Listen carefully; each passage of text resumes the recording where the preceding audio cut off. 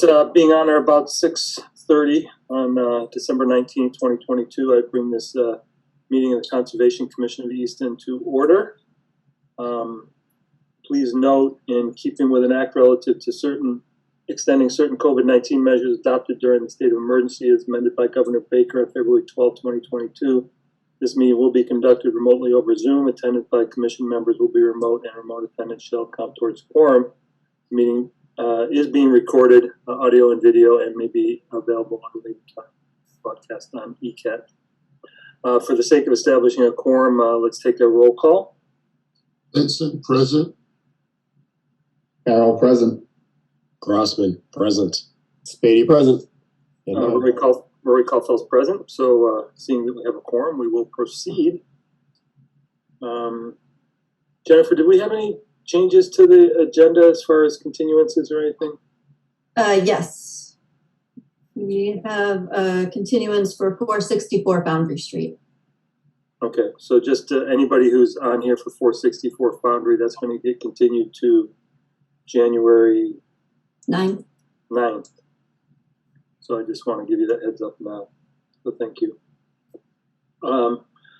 First up is 30 Berwick Road. This is a notice of intent for residential single-family septic repair. Jennifer, I assume we have a butters notifications? Yep. Did we end up getting a DEP number? We did. It's okay. 152-1760. 1760, great. Okay, we have our friend Peter Lyons. Good evening, everybody. Hello. I'm going to share the screen for us. Did that work? Absolutely, yep. Awesome. For the record, Peter Lyons with Collins Civil Engineering Group, representing the homeowner here.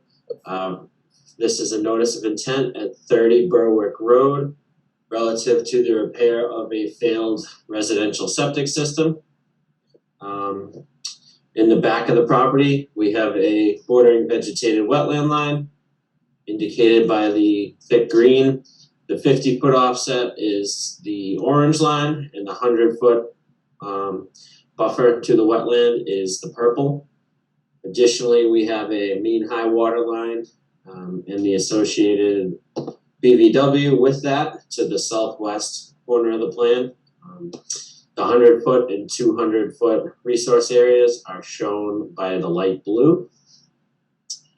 Our proposal for this one is to abandon the existing leaching field in the backyard, provide a new 1,500-gallon septic tank and 1,000-gallon pump chamber, and then pump up into the front yard to a slightly elevated pipe and stone leaching field.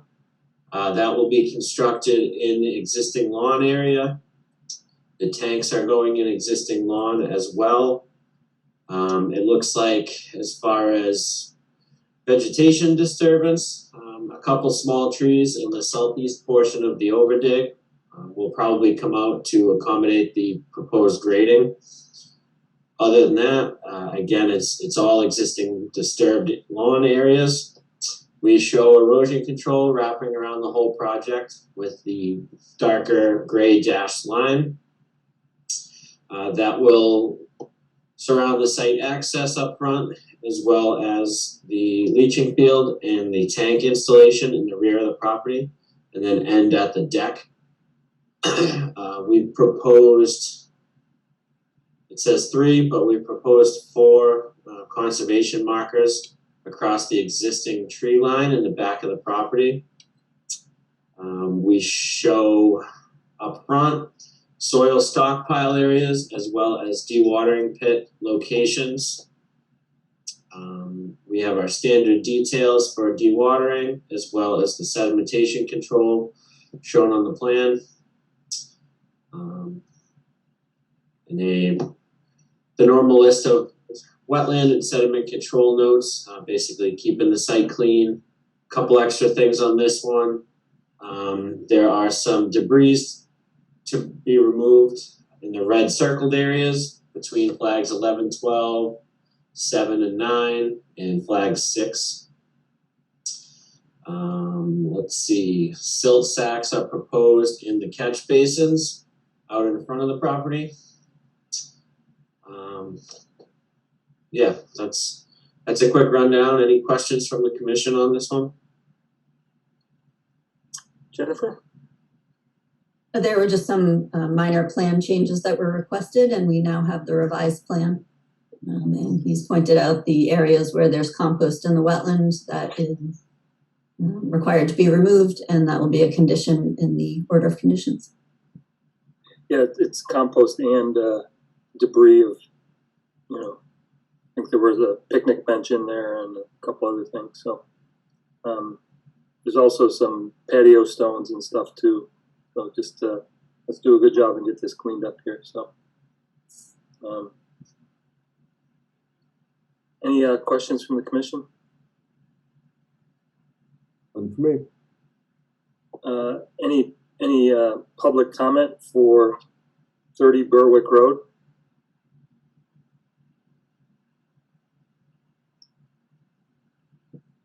So seeing none, Peter, do you want to close? Yes, please. Any further discussion from the commission before I close? Make a motion to close 30 Berwick Road. Carol, second. Caldwell's Carol, second. Roll call vote. Instant I. Carol, I. Rossman, aye. Spady, aye. Caldwell's aye. So any further discussion? I think we're good. Make a motion to issue a permit for work and order conditions as noted in the packet for 30 Berwick Road. Spady, second. Caldwell Speedy is second. Roll call vote. Instant I. Carol, I. Rossman, aye. Spady, aye. Caldwell's aye. 5-0. Okay. All right, thank you very much. I don't have the agenda right in front of me, but do I have any COCs later that I gotta stick around for? We have 40 Elizabeth Way again and 266 Washington. Okay. Yeah, I can hang around for those. I got stuff to do. And I Alright. think both are a little problematic, to be honest. So, Okay. We'll see you then. okay. Thank you. Next up is 95 Belmont Street, which is requested a continuance to January 23rd. Do I have a motion? Motion to continue 95 Belmont Street. My second. Second. Carol with Benson for second to continue 95 Belmont Street to January 23rd. Roll call vote. Instant I. Carol, I. Rossman, aye. Spady, aye. Caldwell's aye. Next up is a continued hearing for 91 Union Street. This is a notice of intent for proposed apartment complex, access drive, and parking, stormwater grading, utilities, and on-site wastewater treatment facility. We have the applicants coming up here.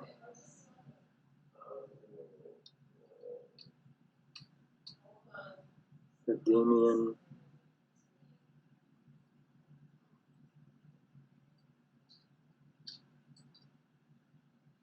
Damon, anybody else with you, or you here? Mike Toohill should be here, It's not in the attendees. not in the attendees. Is he Mike Okay. Mobile? No, he's in a butters.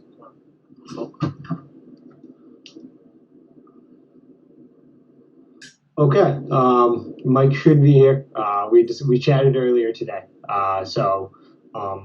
Okay, let me give him a quick call, make sure that there's nothing going on. He's heading up a lot of this, so I want to make sure that the conversation is done correctly.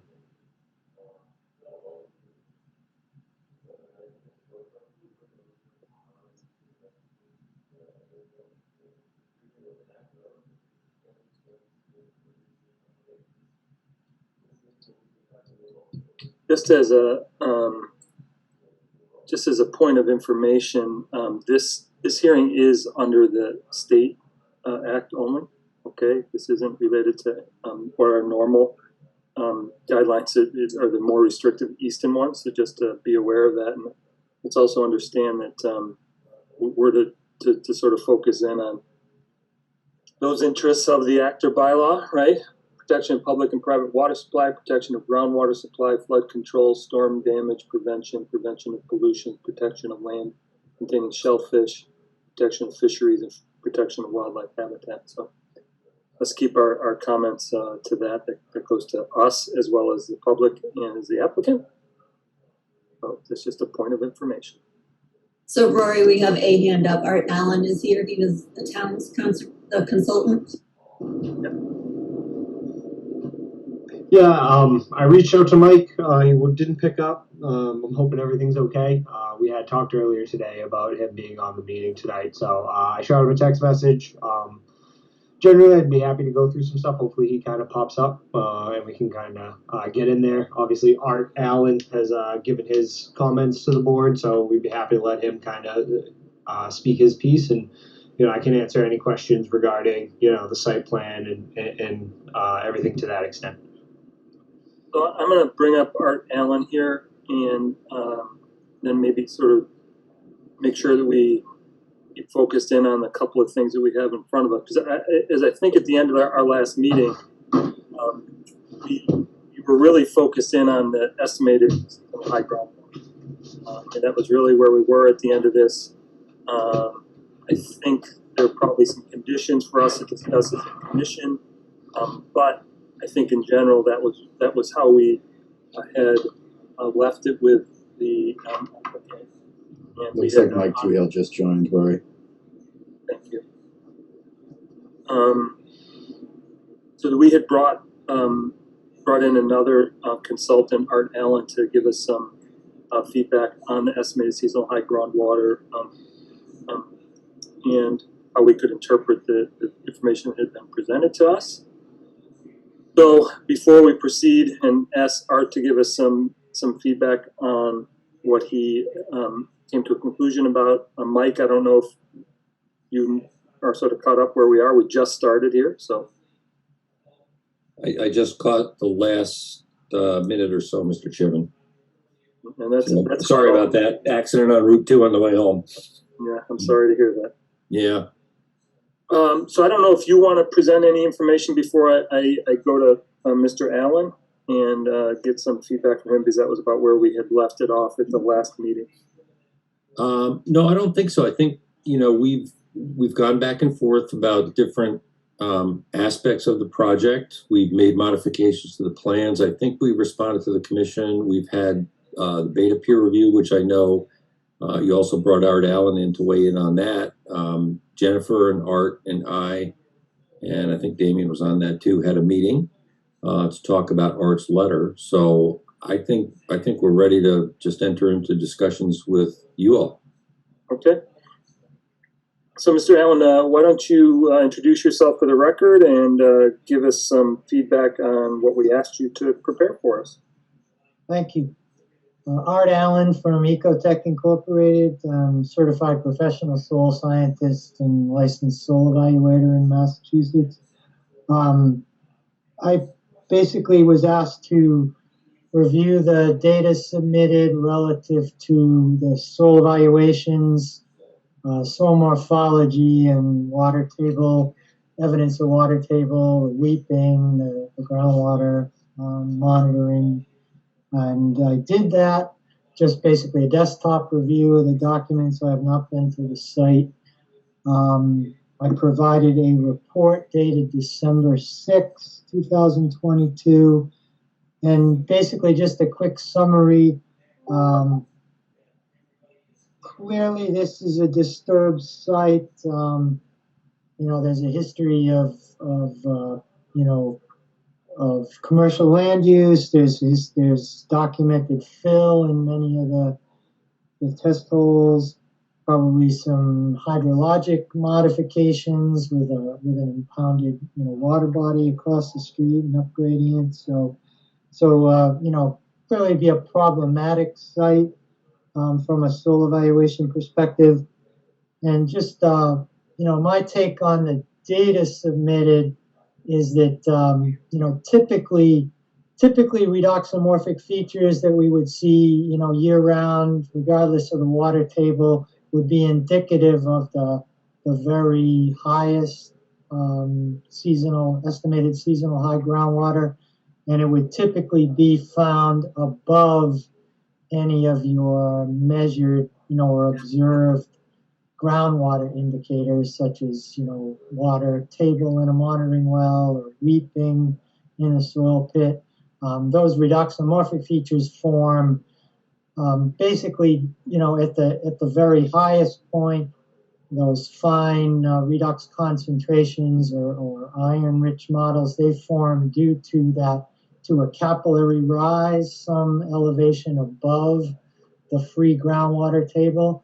So they're indicating the fine pore saturation in the soil that would tend to interfere with infiltration of septic influent or stormwater. So that's why we, you know, typically defer to the redox features in soil evaluations for indicating that estimated seasonal high groundwater. And it would be very unusual to ever see the free water table or you know, direct evidence of the water table above those redoxomorphic features.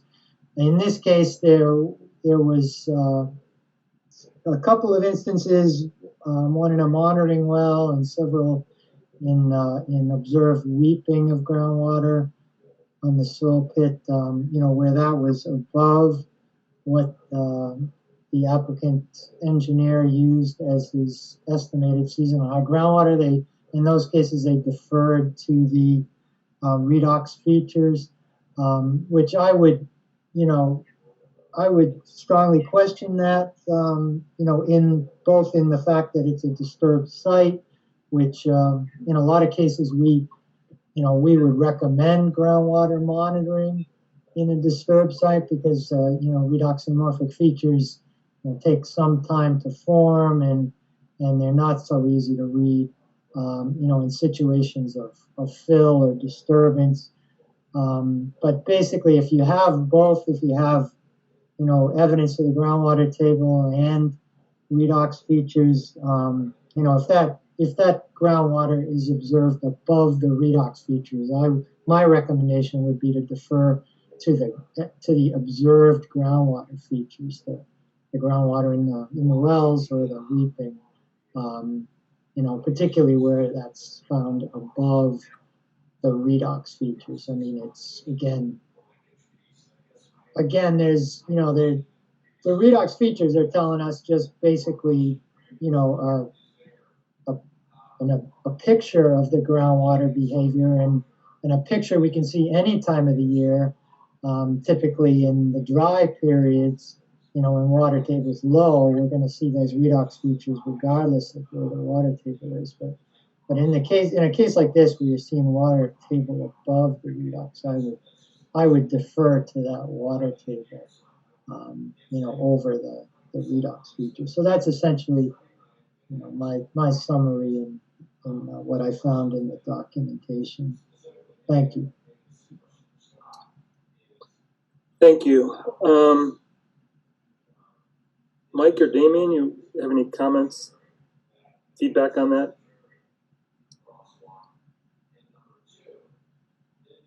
And if either one of you just introduce yourself for the record when we get. Mike Toohill from Conoco Engineers and Scientists.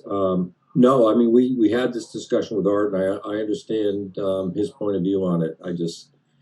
You know, it was designed per the stormwater guidance. There's a difference of opinion from the Hill Law Group folks and also from Art as to where groundwater really is on the site. I guess what we'd like to say is if, you know, we move forward, if there are any plan changes due to higher groundwater and we have to raise the site, we obviously have to come back to you. So how would we know whether or not the groundwater is higher when you go out and start constructing the site?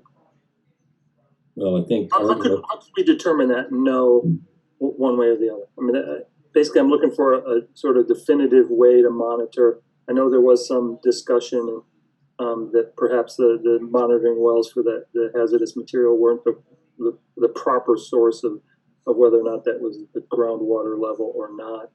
or in the right spot. Or in the right spot, right? So Yeah.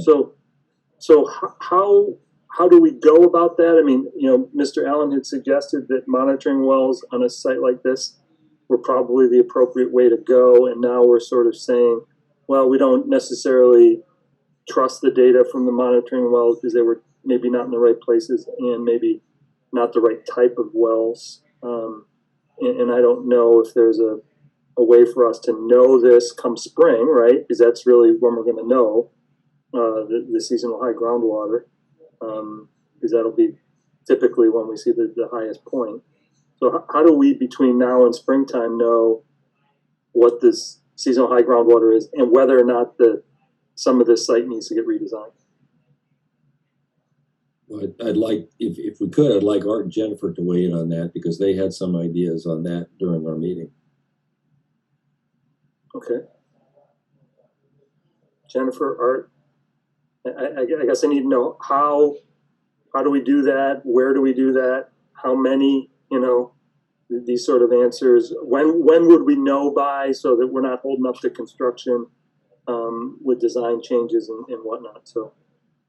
Yeah, I could start, I guess. I mean, there was some discussion about, as noted by Mike, about the groundwater monitoring. I mean, we don't know, you know, obviously those wells weren't put in specifically for groundwater monitoring. I mean, when we do that, we use a type of well called a piezometer. And basically that, you know, the piezometer measures groundwater at specific depths. So, I mean, if there's an issue with groundwater hanging up or perching in overburden fill, you know, that's not really the true groundwater table. I mean, that you could overdig and get to a, you know, more permeable layer. I mean, then, you know, the way to measure that is to set up a piezometer based on, you know, the known depths to natural soils, and then you'd be measuring, you know, basically your screening or slots in the well are at that depth, you know, that you're interested in the natural underlying soil. So those type of wells that are properly installed and sealed, so they preclude, you know, groundwater or preclude surface water from entering the well around the edges, and then, you know, essentially those wells need to be monitored in the high water period, which, as you know, is that spring season, and, you know, in the high water period, in a period of normal precipitation and normal groundwater. So, you know, so we wouldn't want to be in, you know, one of those occasional early spring droughts we get after a dry winter, when we wouldn't necessarily see the representative groundwater. So I mean, it can be done in as little as one, you know, spring into early summer season if everything lines up, but sometimes it takes longer. So I mean, it could be a time-consuming process, and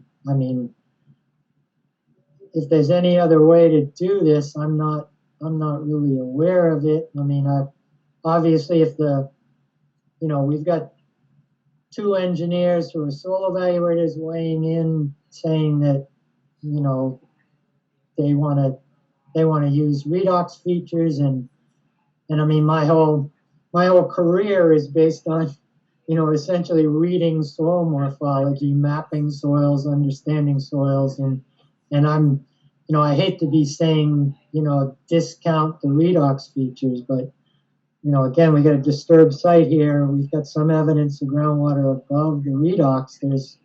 There's got to be a reason for that. And at this point, we don't. I mean, I haven't seen the site. I might be able to get a better idea of what's going on if I did see the site. You know, and I might very well agree, you know, with the engineers if I was to look in the area, do some digging, look in the area where the anomalous, readings were found. I might come to a different conclusion, but again, just based on the data, I'm erring on the conservative safe side and saying, just recommending using groundwater. But it sounds like to get the groundwater readings we need across the site to enable the design, we need to do some more wells and some, really site-specific, properly designed and installed wells. So those are kind of the options. I mean, again, short term, I might be able to answer some of these questions on site, looking at the soils myself, but it's not guaranteed. But again, we're not guaranteed to get, good monitoring well data in the short term. So that's where we are from my perspective. So if we were to go with piezometers, how many would we need? Do we have any idea on the site where we would need to locate this? Well, certainly in those areas where there's, anywhere where there's questionable readings, I mean, where we had, weeping above redox or in the vicinity of that, well put in for 21E purposes, and if that isn't anywhere near anything that we need, then we might, just discount that part of the site altogether. But yeah, wherever there's an anomalous reading So is 2 wells enough? 3 wells enough? Is 1 well enough? I'm just trying to get some sense of, if we were to go down this road, how many would the commission need to know data from? Because if I ask the applicant to do this, I want to be able to give them instructions on how many wells and how frequently we should be getting data, and then also at what level of rainfall between now and summer would we consider the information to be invalid because we didn't get enough rainfall because it was a drought condition. I mean, we're in a bit of a drought condition even right now, so I'm just trying to get some sense of, if we don't get normal spring rainfall and runoff, then how do I then ask the applicant to say, okay, well, the wells didn't turn out because we didn't get valid data out of them. Where do we go from there? Do I wait a whole another year? Do I then ask the applicant to maybe, bring in you and dig more test pits with you on site? I don't know. I'm looking. I think the commission would like to come to a conclusion on this with the applicant and provide a road forward where we're confident that the design is adequate for the conditions on the site, right? I mean, that's what we're trying to get to. I think to be honest, that's everyone's goal here, including the applicant. So, right, like I say, the shortest term, path that I could suggest would be to have some additional test pits dug and just to kind of hash things out on the site, with Damien or whoever has been out there doing soil investigations in the past, and that would probably be that may be the most expedient. I mean, that would be kind of the short-term approach, and groundwater monitoring again would certainly be longer term, at least into the spring, and it would be based on, obviously if we were out of the drought, regional groundwater, wells showed normal conditions, and we had, we were going into the spring with normal conditions kind of over the winter season into the spring, then that would give us representative data in the spring. But that's again, that's the other option. So what's my confidence level on this going either route? So if I agree to have you out in the field with Damien and they get equipment out there and they can take some test pits, and you guys can see that together and have these conversations, and obviously Jennifer present as well. Is there a confidence level that you would have an explanation at that point of why the redox is less than the monitoring well showed as water, the water level, or where weeping was occurring? Do you have is that a 90% confidence? Is it a 75% confidence? Well, not having seen the site, but having heard some of the explanations from Damien and Mike, I mean, I'd certainly feel a lot better about, the data in general if I could see it for myself on the ground. I might defer to Damien in terms of how he feels, about kind of showing the site to another soil evaluator and explaining the background. I mean, keeping in mind that I've been a soil scientist for 30 years and an instructor with DEP in the soil evaluator program for almost that long. So I've seen a little bit of everything, and nothing much surprises me anymore. No, I mean, I think it's why we came to you, to be quite honest, Art. So Sure. What do you think, Damien? I'm happy myself to go out and show you. I always appreciate getting some experience, but we'd have to, I think, work out with the applicant Rick to make sure that that's all up his alley and okay to work. I'm happy to go out and get some more experience with some experienced people. So I guess Mike, you've had, I think, more recent conversations with Rick. Would that be something that he'd be more in tune to over the wells, or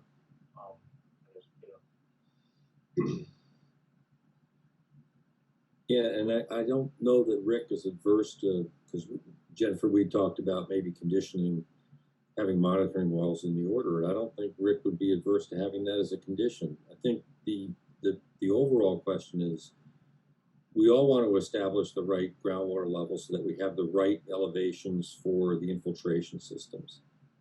But from a Wetland Protection Act standpoint, whether the system base is where it is now or it's 2 feet higher, let's say, does it change anything from a Wetland Protection Act standpoint? I think we've gone through all of the different, resource areas and protections and mitigation out there required under the WPA. If the site gets a little higher and the walls get a little higher, that doesn't change anything. It doesn't change the footprint. It doesn't change the impacts from a Wetland Protection Act standpoint. So I think it's an interesting question from an engineering perspective. We all want the right answer so that these things work correctly. It's just a question of where does that fit us in with the WPA, Mr. Chairman? So just is this not?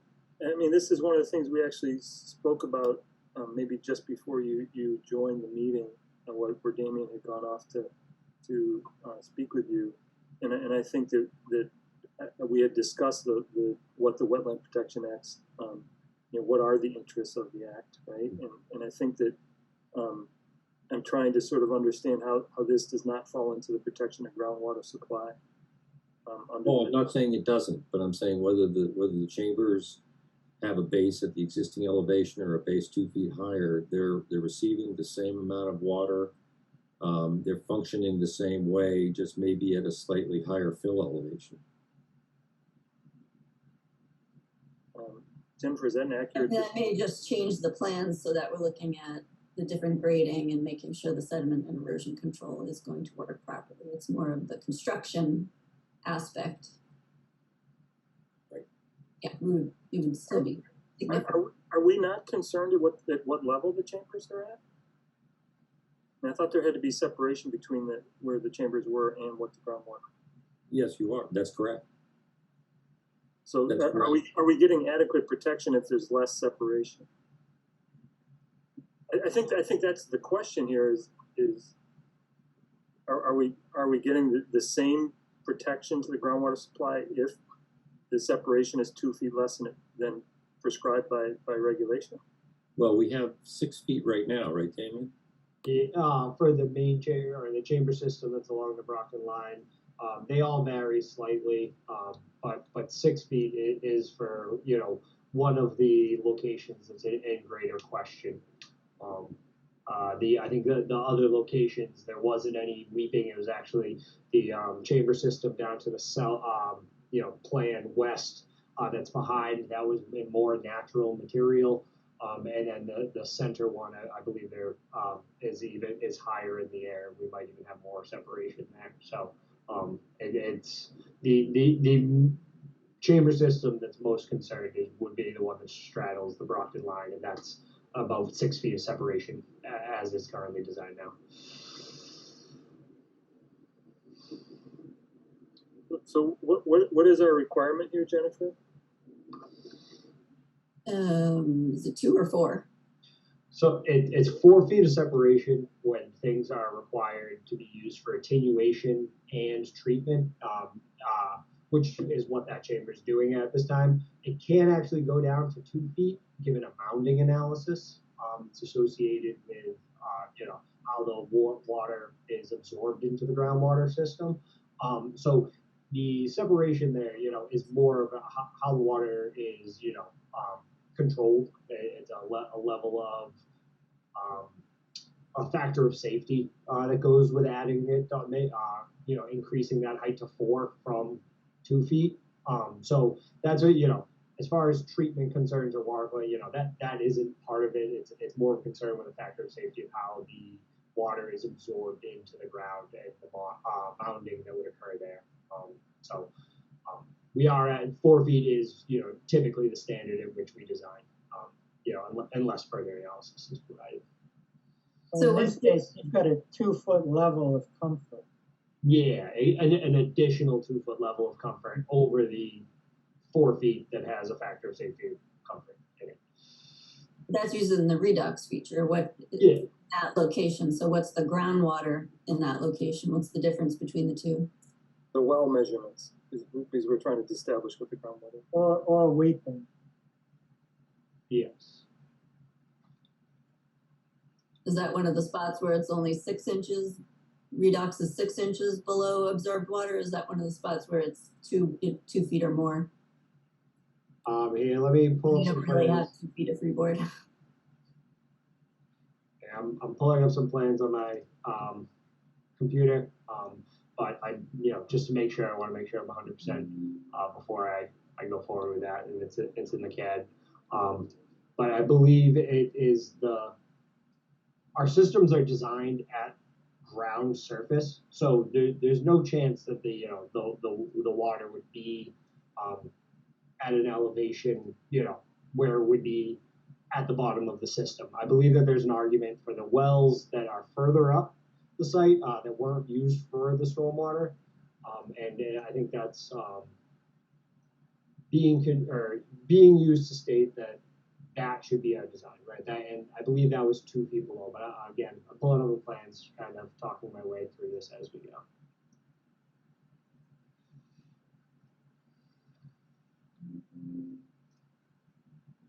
So Mike, while Damien's looking that up, so if we condition wells with piezometers, and we get, but we find that it's not normal conditions this spring, what do we do at that point?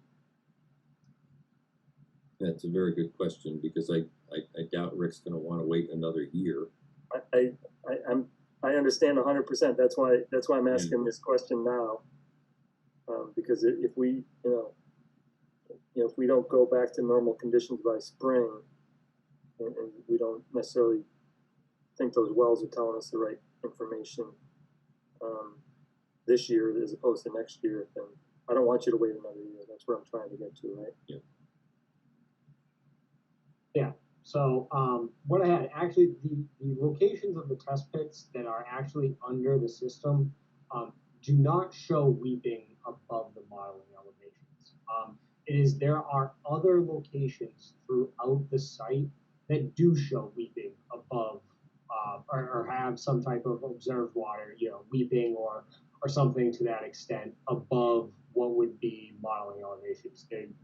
Only a particular couple of locations throughout the site. There is the, as I described, that well that was at, that was local to the system that straddles the Brockton line, that showed groundwater at approximately elevation 169.5. Our system and bottom is at 162. So it's 2.5 feet from what the observed groundwater well was. But again, we're not, as Art described, that those wells weren't designed or put in for groundwater analysis. There could be other features that are playing into how that elevation was observed. And then the weeping and other locations, we've come to see, or feel like that could be perched due to the fill locations. There's logs, there's, other sediments, there's, you go out there, you dig, there's filter fabrics in locations of it, and, the water coming out of that, could have been held up from previous rainstorms that, didn't make its way all the way down. So, if there's specific locations that we'd like to talk about, I want to make sure that, Damien, that well that you were just talking about, that's Yep. 2.5, 2.6 feet, is that within the infiltration system? No, that is approximately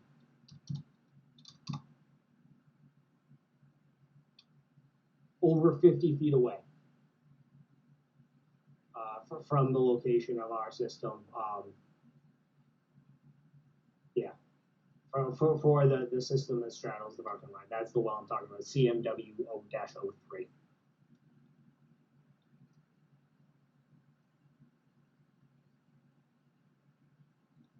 So I did actually find weeping in the test pit that was originally performed below modeling, and that was 8 inches below, and that was in the location of that chamber system. I think there's some confusion with the fact that there's modeling found in a lot of these pits, and there's weeping found in some locations throughout the site that was higher than where some modeling was found at a lower elevation. And that could have been things being done for things to that extent.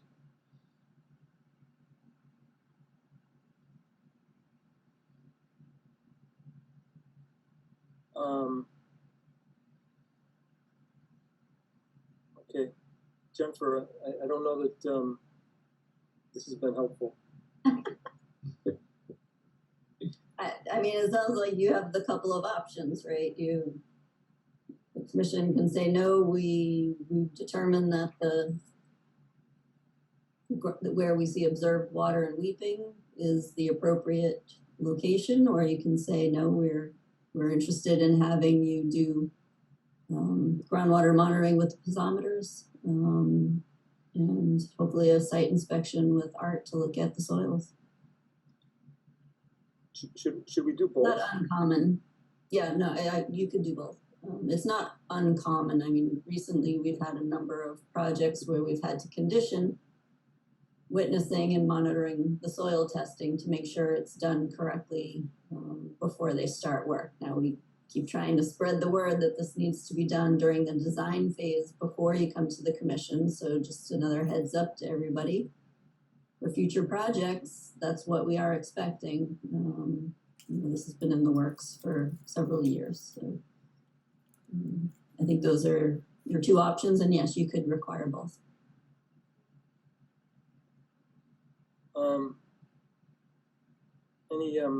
Any questions from the commission that might address some clarity to this?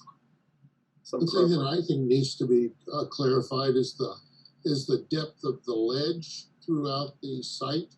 It's an impermeable feature, and I know this site has been represented as an unconfined aquifer.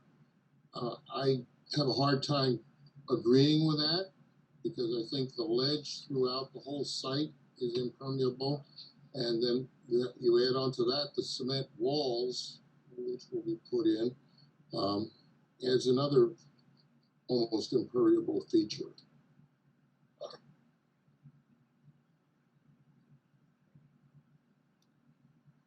Anybody else?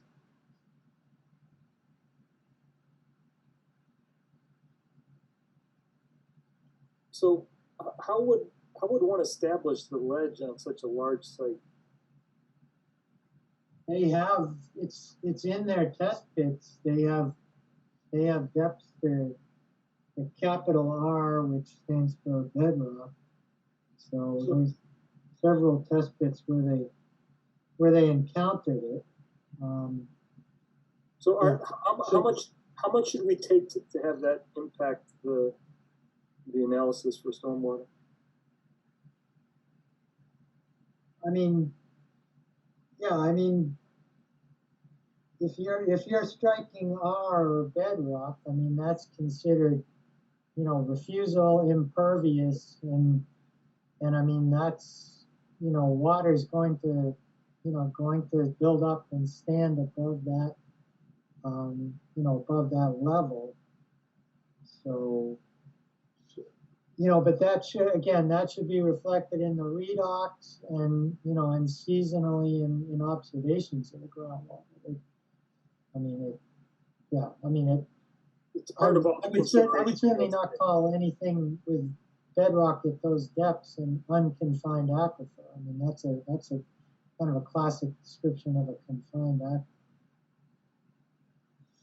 So Damien, Yeah, so we do have elevations that, so we refer to R for refusal. It's where the excavator, you know, dug down and hit a, you know, material that it couldn't cross. You know, sometimes that can be boulder. Oftentimes it is ledge when it happens, you know, significantly throughout the site. You know, much of that location or elevation, you know, was significantly below the location of our chamber systems. You know, many pits we got to bottom. You know, with, you know, the bottom elevations that I have for the test pits that were underneath the leaching field along the Brockton line. You know, we're roughly at, you know, 161 to 163 for the bottom of our pits. That was without refusal. Our bottom of our infiltration system is approximately 10 feet above that at this time.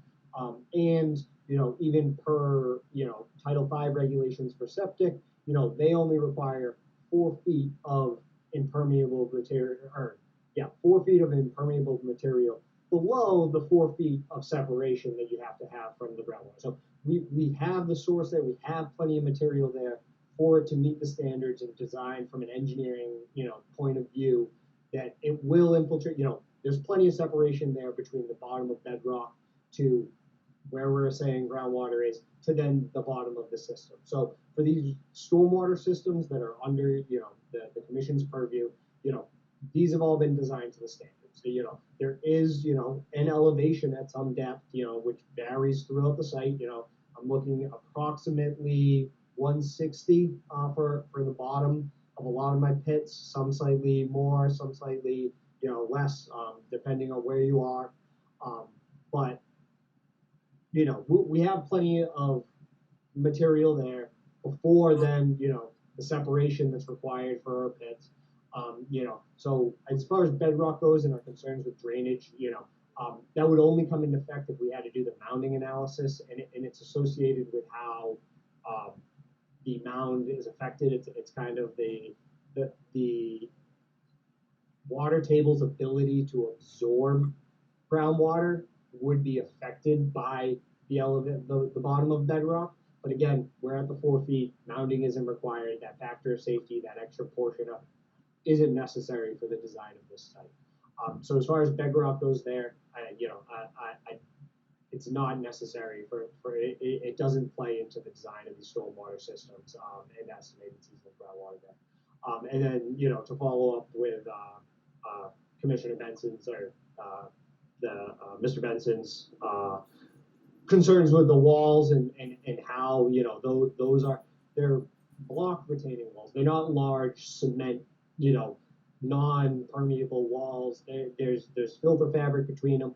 And at that, our systems, as they are designed, are at existing grade. This entire site is being built up in the air. So, you know, as I've said, you know, we're at bottom elevation 172. You know, that's for the most part, I think, in the plans that I supplied to Jennifer recently, we show that the bottom of wall elevation is, you know, at or above, you know, existing grade and, you know, above the bottom of the chamber. So we're not as much concerned with those walls, confining this aquifer and building it up, not allowing water to get out underneath into the groundwater table. So just a couple things I wanted to kind of help explain to Al to make sure he wasn't confused on or understood it better per his questions. Anybody else?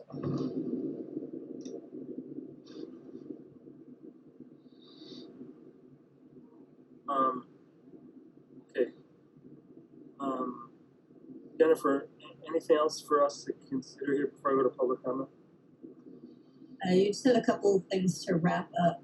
In a previous meeting, you had asked for groundwater quality testing and asked me to contact Beta about what parameters. So it was nitrogen, nitrate, nitrogen, and phosphates. Just what is that something that you're requiring that I'm putting in the draft conditions?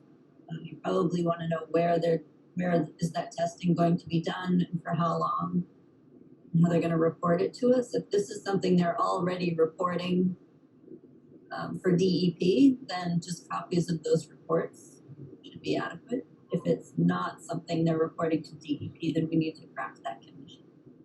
So, can the applicant speak to that? Is that something that's already part of the report? I'm unaware of anything like of how that's being performed. I believe the groundwater discharge permit is still being handled and addressed through DEP. That isn't in my hands at this moment, so I can't answer to if we are required. So we would, if we were to include this, we'd condition it, if not required by DEP, we'd want this. That would be okay. I think just as we can discuss it later, but I think that is something that we agreed to last time that we probably want to see. So we'll need a baseline so we know what it is before. And we'll probably have to, somebody have to tell me quarterly for a period of 2 years or something. I don't know. And are you primarily interested in the potential impact of the soil absorption system? Is that the area? Yes. Primary concern, Jeff? Yep.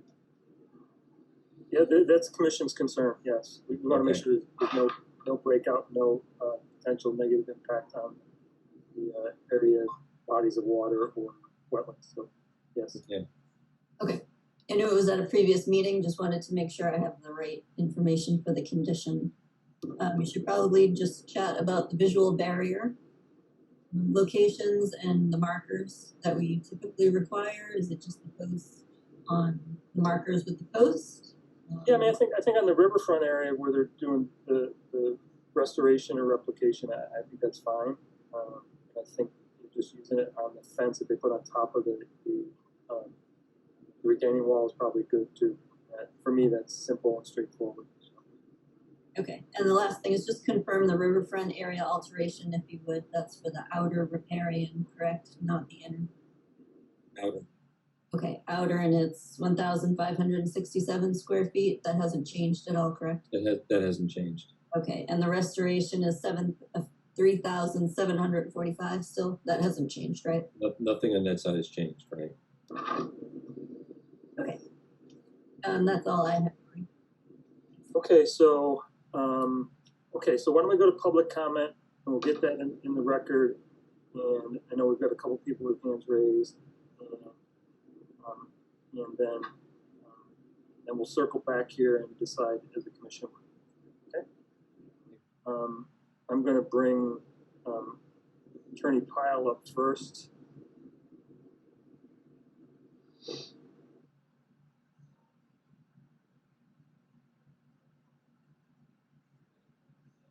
Attorney Pyle?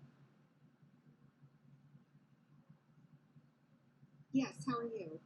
Good, how are you? Good, thank you. My name is Elizabeth Pyle. I'm an attorney at Hill Law, and I represent David Howe, Arlindo Roniero, and other neighbors and abutters to the proposed site. I'm here tonight with Mike Mobile and Scott Horsley, who would also like to address you and who have comments about what has been presented so far.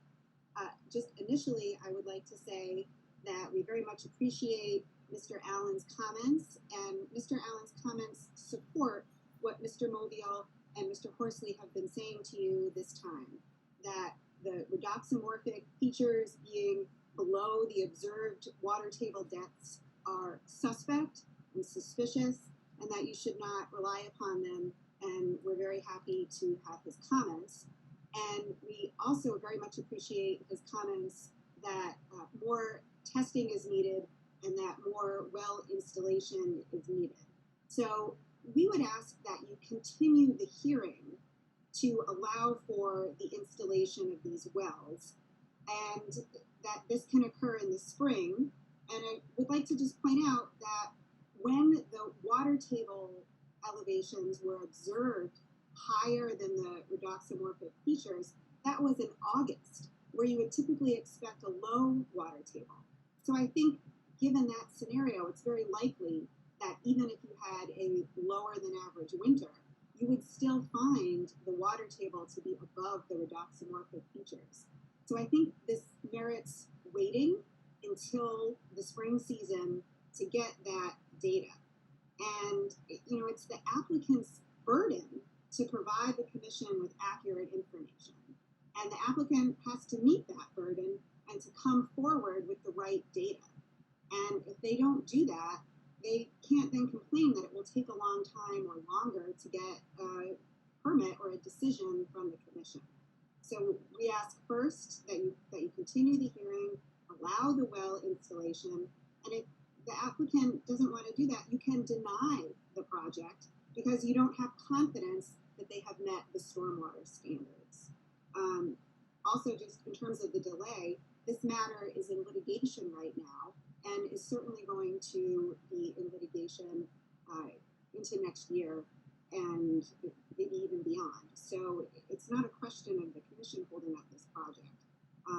We think that you should wait for the right data to be presented to you and to make sure that you can make your decision with confidence. I know there's been discussion that they have 6 feet of separation, but that's assuming that their data is valid.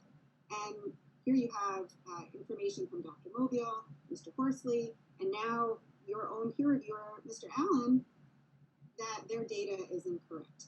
So we would ask that you wait and condition the project, and don't condition the project now, because they might not even have enough separation to modify the project. They might have to start over in their design. They might have to put their infiltration basins in a different area.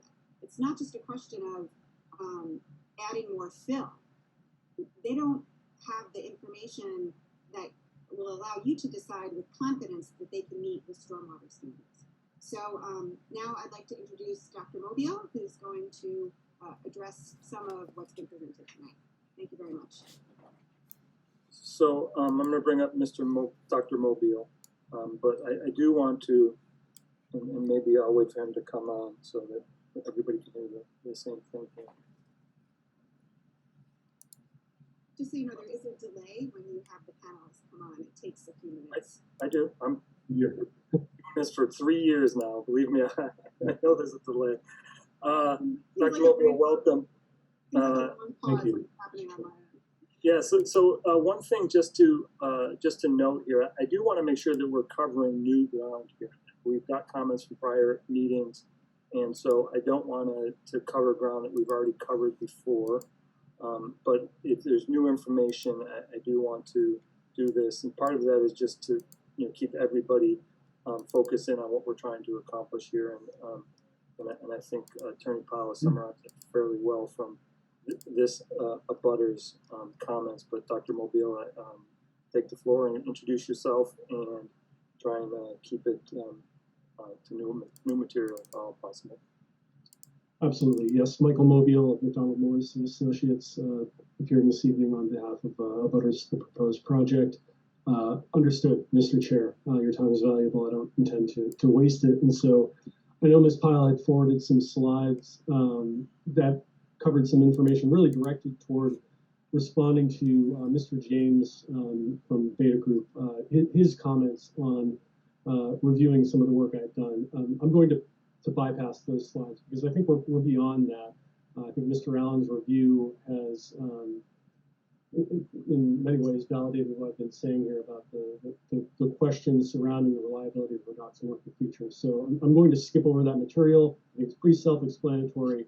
You can look at it, questions, always willing to answer. But I do want to just quickly share one slide that I think gets to this question of really where are we elevation-wise based on the redoxamorphic feature approach versus what are the measured groundwater levels, by the way, during August, the dry period, as Ms. Pyle put it. Where would those suggest the water levels may reside in the vicinity of the system? So I'll share one slide and we'll see that comparison in a moment. All right. So I just put this together today. This is not new information in any way. This is all information that's either been presented by the applicant in their plans, which I believe there's a very recent update to, or in the work I've done to date. And so what I'm showing here is a vertical cross section through an area near the proposed infiltration system 1. This is the middle system on the southern portion of the site, so entirely within the town of Easton. And so you're seeing the kind of cross section through the system. You see the system bottom. Sorry, my window here is covering things. The system bottom at 172 feet in elevation. That coincides with what the applicant's plans show. And you'll see intervals here of 2 vertical feet going down. And I've already highlighted one zone here, so the 2-foot separation below the bottom of the system, that's inadequate separation, right? So if the water table resides in that vicinity, the system's not allowable under the Massachusetts Stormwater Handbook. Another zone, as Mr. Dimitrick referred to, within 4 feet from the bottom of that system, there's additional analysis required, and that analysis is important. As he said, if the bedrock is relatively shallow, depending on the water table conditions, the aquifer can respond in a variety of ways to loading from that system infiltration, and that response can affect the performance of these systems. If the water table rises up into the bottom of one of these systems during operation, the performance will decrease, the infiltration will decrease, and the water has to go somewhere, so likely overflowing to the overflow locations in this system. So it is an important analysis, and unfortunately, the way the state has established this is there's a hard threshold at 4 feet, okay? So here redoxamorphic feature is shown vertically where they were observed in test pits. Test pit 9 is within the footprint of the proposed infiltration system. The estimated elevation based on subtracting the depth from the estimated grade is about 166.8 at the system. There's test pit 2, which is somewhat nearby and in the immediate vicinity of a monitoring well that was measured during August 2021. The location, the elevation of the redoxamorphic features in that test pit, 167.2. Now if we look at the elevation where groundwater was measured, the water table measurement in that nearby monitoring well during August 23rd of 2021, a low water table condition, right? Dry season, low water table condition, the estimated elevation there is, the reported elevation is 169.3 plus, right? So we're up. It's actually, I'm marking it at the bottom of the triangle here, but we're, and I'm not proposing that this is indicative absolutely of the level below this system. It's about 45 feet north, but these 2 features are co-located, and you're seeing, what is that? More than a 2.1 foot difference between where the water table was measured during a dry season and where the redox feature was.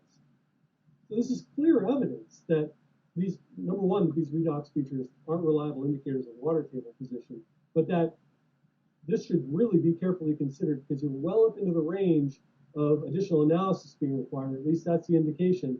And you may well be up into the inadequate separation range depending on how much higher the water table may reside during an actual high water table condition.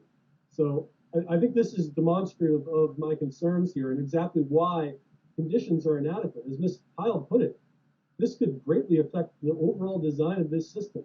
It could greatly affect the need for additional analysis here. And without that being done, we don't know if the design works. We don't know if this meets basic separation requirements. And just before I drop off or transition over to Mr. Horsley, I just want to remind you of what was said in my, this is going back to my October 17th letter. It said, it is my opinion that installing shallow monitoring wells in the vicinities of the proposed infiltration areas and monitoring water levels within these wells is the best option for developing a data set that can be used to establish reliable and representative estimated seasonal high groundwater conditions at this site. And I noted there that the proper way to be measuring water levels here is to be using pressure transducers that collect data on a high temporal frequency. Periodic measurements, just going out to the site, you may not capture that high water table condition, and that's my concern about doing additional test pits as well. You go out and dig a test pit, it's a shot in the, you know, a highly variable condition as to whether or not you're going to capture anything that's even remotely reflective of high water. That's completely inadequate. So happy to answer any questions. If there are none, I'll transition over to Mr. Horsley. Okay, I'm going to go to Mr. Horsley. Appreciate the information. Dr. Mobile.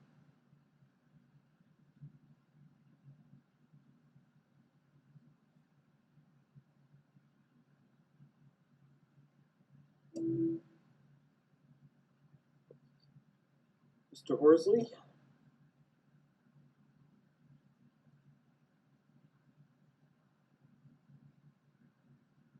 Oh, Mr. Chair, can you hear me okay? You can, thank you. I apologize for the lighting. You can see my kitchen much better than me, but who cares about me, right? So I just have a few comments to add, Mr. Chair. Can you just introduce yourself for the record? Yes. I'm sorry. Scott Horsley. I am a water resources consultant working with the abutters, with Attorney Pyle and Dr. Mobile. And I won't go through my credentials, but I do teach at Harvard and Tufts as two institutions. I've got about 35 years experience in the hydrology field. I've been admitted as an expert witness in both federal and state courts on the issue of hydrology, and I'll stop there. Happy to answer any further questions on qualifications, and not to take your time on that, but believe I'm qualified in the subject. So I just have three comments, Mr. Chair. First, and I've been listening very carefully to the dialogue tonight, and I appreciate your concerns and frustrations. This is taking a long time. A lot of back and forth here. I've submitted a number of comment letters. My first comment letter, I stated that I was surprised by some of the water level measurements in the test pits relative to the wetland elevations. In my experience, limited to 35 years, I admit, groundwater levels are usually higher than wetland levels. That's not what's been reported here in the test pits with the redox measurements. So I thought that was odd. That's in two, I think, of two of my comment letters. So I believe that's where we started. And I just want to say that I also understand the frustration of a lot of time spent here. Perhaps this site is not buildable at the level that the applicant is hoping and expecting. That could be one of the reasons why the commission is caught in this very difficult situation where you might feel you're holding them up. And I would suggest you're not. I'm not sure the site can provide any level, close to any level of development that they're asking for. So that's my first comment. My second comment, Mr. Chairman, as you asked earlier this evening, is how do we know? How do we figure this out? And one thing that didn't come up too much tonight is there is a method by the U.S. Geological Survey, which I would submit is the most credentialed groundwater organization on the planet on how to deal with this. We have water levels at different times of the year. We have site measurements. How do we figure out what the high water level is? Well, the U.S. Geological Survey has published a report on that. And they have a methodology which is well documented, well accepted, and in the stormwater standards on how to project long-term high water table measurements. So I would suggest, as one answer to your question, which I thought was a great question you asked earlier, is how do we figure this out? Look at the USGS index wells, because we have very long-term water level measurements as to highs and lows, and that's what we're after. What's the high here? My third and final comment is my interpretation of what's going on here, because frankly, this is bizarre. I think we're all getting the feeling that where our measured water levels are higher than redoximetric features. How could that be? And I have a theory, which I'm pretty confident about. Most of the trees have been cut down on this site quite a while ago. There's been fill placed. The site is not in its natural condition. Redoximetric features are long-term water level measurements when there might have been a forested site here. So when you cut down trees, you reduce the evapotranspiration rates, which are about 40% of precipitation. In net result, that increases the recharge rates, and the water table is going to come up, as it has. So, in my interpretation, Mr. Chairman, is that what has happened here is that the redoximorphic features that we're talking about are a relic of the site prior to cutting down the trees and providing the fill. And I think what's before you is not those prior conditions, but what is going on today. And today there are much higher recharge rates. By the applicant's own admission, the water tables are much higher. Those are the numbers we need to pay attention to. And as Dr. Mobile pointed out, please keep in mind the measurements that have been provided by the applicant that are higher than the pre-cutting down the trees features was in August. That's the low time of the year. So I'm going to say I think we would all agree, including the applicant, they would agree, that the water levels in April and May are going to be higher than when they measured in August. You can ask them. You can ask them. I believe they would agree with that. So the August levels are higher than the redox measurements. We can only expect the spring measurements are higher. And that is what the Mass DEP stormwater standards call for, the long-term estimated seasonal high groundwater.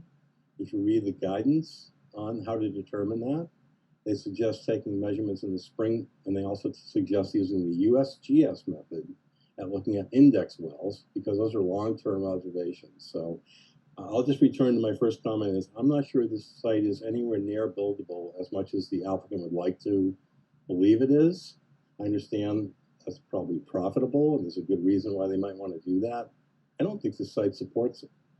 And I think that the commission should make sure that the water levels are correct before they design this. And conditioning this after a permit, I think, is illogical, because there's no indication this site can work with the higher water levels that they've already measured and the higher water levels that the U.S. Geological Survey, the best hydrology institution on the planet, is suggesting exists on this site. So I would defer to those conditions, Mr. Chairman, and hope that you agree with our attorney's recommendation that you continue the hearing and get real data. The burden is on the applicant. The burden is not on the commission. Thank you, Mr. Chair. Thank you. Your comments are now on the record, so I appreciate it. So I think we're all set here, and I'm going to move on to the next public comment here. So I'm going to move you guys back into the attendees role, but I do appreciate your contributions tonight. Thank you.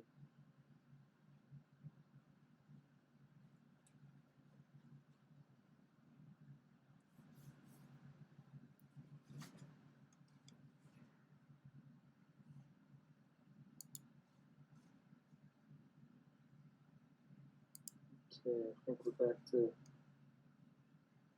level playing field here. So next up I have an abutter, Ms. Kagan.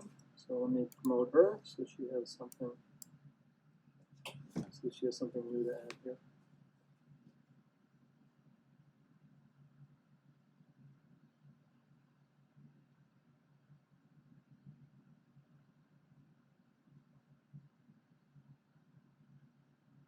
Ms. Kagan, you can turn on your camera and your microphone.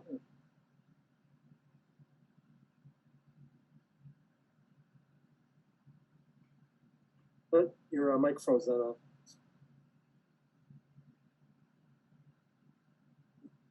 Hi, I'm Felicity Burke Kagan at 75 Union Street. I live in the old French farm. I sent Jennifer Carlino a letter with maps, largely from the ArcGIS maps, and I sent it to you, the Eastern Conservation Commission, last week. I have noticed that the Dorchester Brook has been changing in elevation, width, and also the brook that comes across directly from east to west into the lower part of my land joining Dorchester Brook. The brook comes from the Wildlands Trust. In earlier wetlands maps of this area, before Union Village, before Winterberry Estates, the wetland in the Wildlands Trust was in the very bottom southwesterly corner. So just as a point of clarification here, were these wetlands that were delineated in the field, or were we using just GIS wetland maps? No, they were delineated under ArcGIS. ArcGIS delineated. And now with it just as a point of information, those GIS maps are relative approximations of the wetland. They're not necessarily delineated in the field. Okay, well, what I know is that the Benson had put a road through my property from lot 87R, now 91 Union Street, the bottom southerly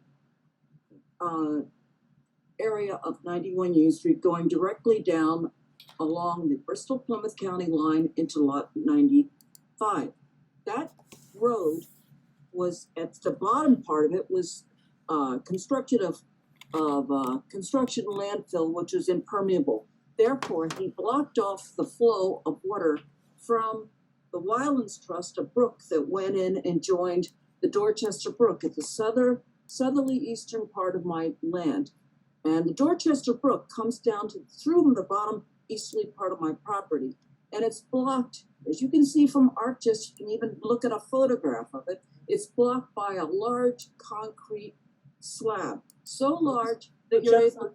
Jennifer, Jennifer, so I wasn't able to determine that from the maps that was provided. Is the information that she's providing based upon what's the site that's under consideration here, or is it off-site? It's on my property. Just one second. She's discussing things that have happened on her property. Yeah. Okay. But the construction, the placement of this large concrete block, which a quarter of it is on my land, 3/4 is on 95 Union Street, is so large you're able to drive a truck or a pickup truck or whatever vehicle over it. And that block alters the width, girth of the Dorchester Brook, so much so that lot 81 is now predominantly underwater. When the original Dorchester Brook was a skinny little brook that came through under the Dorchester Brook spillway into the wetland on the boomerang-shaped wetland on the central and southeasterly part of my property. The point is that the wetlands from Dorchester Brook is expanding because of this block that blocks the flow of water going into 95 Union Street. Also, Benson's Road through my property blocks the flow of water from the wetlands from the Wildlands Trust into Dorchester Brook, which is on my property. Therefore, the wetlands in Dorchester Brook or in Wildlands property is moving progressively up northward along the Bristol-Plymouth County line, closer to the 2.1 acres that is now part of 91 Union Street. Any water coming from the infiltration pool will spill down into the wetlands in the Wildlands Trust and have no place to go. And the Dorchester Brook area on my property is expanding quite rapidly. I don't even know if you can get an accurate read of the water or the tests that you want to do because of the expansion of the wetland from the block, the big cement block at the southerly part of my property going onto 95 Union Street. Okay. Any additional information for us tonight? No. Read the letter. It's all in the letter, and it's a lot of this information from ArcGIS. So just for the record, we'll include Ms. Kagan's letter into the official record. Okay, so we'll accept it into the record along with your comments. Okay. Do appreciate it.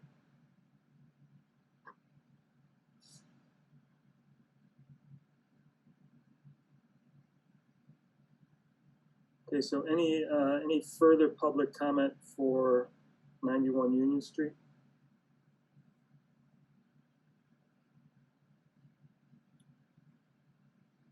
So,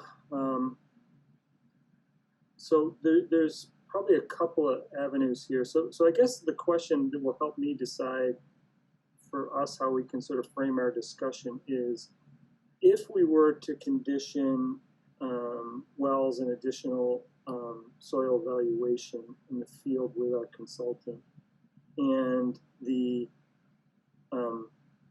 results showed an inadequate separation, what would happen at that point? I mean, depending on what the separation was. I mean, right now, if we are to believe the 21E monitoring wells, it could be as much as maybe only 3 feet of separation, as opposed to maybe even less than 3 feet of separation, as opposed to 4 or 6 feet. What would happen to design of the site? Is it possible that is simply raising the site another 2 feet to get to the separation, or is there additional changes that would perhaps need to be made to the building construction and other things that were going on? Just trying to understand that if we go forward with a conditioned approach here, what do the results show if the estimated seasonal high groundwater is higher than the redoxymorphic features show us? Yeah, so I can screen share the design plans right now, and we'll go through each of those chamber systems. What would happen if you were to fall into a having to raise the site? I mean, just I want to consider, just as a point of information, that part of the consideration here is it could potentially. I mean, it's been pointed out here again that the well readings were August. It's potentially even less than 3 feet, right? I mean, it's potentially 2 feet, 1 feet. It could be another foot or two higher than that at the estimated seasonal high groundwater. So I'm trying to consider all of our outcomes here as we approach potentially considering a conditioned approach to this permit. Understood. So this system here, as designed, is half within retaining walls. Half outside. We would be adjusting the grading as has been discussed by Beta and by me thoroughly. We are 6 feet from separation now. If we were to have to rate, if we were to go with, groundwater only being 2 feet below the, our system is currently designed at existing surface. So if we were to, for the wells and the arguments, again, it's different locations throughout. If it was, say, 2 feet below the surface, then that would be, raising the site. These contours could potentially grow out, or our retaining wall extends. And we have our retaining wall catch further edges of the grade along this property line, and our impacts closer to the inland brook up in Brockton area would slightly increase. We could also increase the slopes, add in some more stabilization, and reduce the fill down gradient in this area. So for the most part, this system, again, it would only raise, and our grading out here would change slightly. For the system in the middle here, if our groundwater elevations were to rise, these buildings would just rise, and everything surrounding that. The front of our site is actually being held up by the soil absorption system and the mounding associated with that. Much of the tests done at the front of the site were in existing soil all the way down, and they were done with Joe Cerruti, who's at DEP, and I'm blanking on her name now, but the DEP CERO representative for the front of the site associated with the soil absorption system. That's why we have this large slope that comes down here. So basically the slope would decrease and our buildings and our retaining walls in the surrounding site would come up. For our system in the back, again, the grading would be modified here. We would potentially extend this length in this direction. We were, to avoid grading impacts going further into the replication or into the riverfront, avoiding this, retaining wall going into the riverfront. But it wouldn't, the site wouldn't massively change. Our impacts and everything could be adjusted. We could hold everything within our current footprints. It's just simply, raising elevations, steepening slopes, adjusting retaining walls accordingly. Impacts within these areas, within the resource areas, what's concerns would not change drastically if there was a situation in which we found groundwater at a higher elevation. Again, for all of these, they wouldn't raise dramatically. We are currently at surface elevation, so groundwater can only come up so high. It's not going to be popping out of the existing surface. And then there is an assumption that it is below the surface to that extent, which is obviously the argument. We would have to adjust there. So I think it's fair enough to say that it's minimally 2 feet below. It's the difference is it 6 feet below or is it 4 feet below? The site wouldn't be modified drastically. It'd be slight grading modifications to bring things up in the air. And also we could play with the system sizes and configuration, but it would remain the same. I don't know if I need to ask Mr. Allen this or the applicant. Maybe the applicant could answer the question and maybe Mr. Allen could confirm it or give me some additional feedback. If we install piezometers in a few locations here, and we see groundwater at the elevations that were in the 21E monitoring wells, but we don't see groundwater below it, what does that tell us? I'm just trying to understand. As I understood that using a piezometer is that we can test at various levels as opposed to just one level, right? And so, believe me, I learned more about groundwater and stormwater analysis here than I have in my previous 6 years. So, so can someone just explain to me what I might conclude from that information? Because that's what somewhat is being portrayed here as potentially that the water that's being observed is not groundwater but some other type of runoff that isn't the actual groundwater line, as I understand it. So somebody could just tell me. I don't know, Damien, you want to tell me there, and then Art can chime in. I was going to let Art defer to this. He, as the expert with groundwater, my experience is, as an engineer's standpoint, using redox features and information gathered from the site to design. So I defer to Art for that response.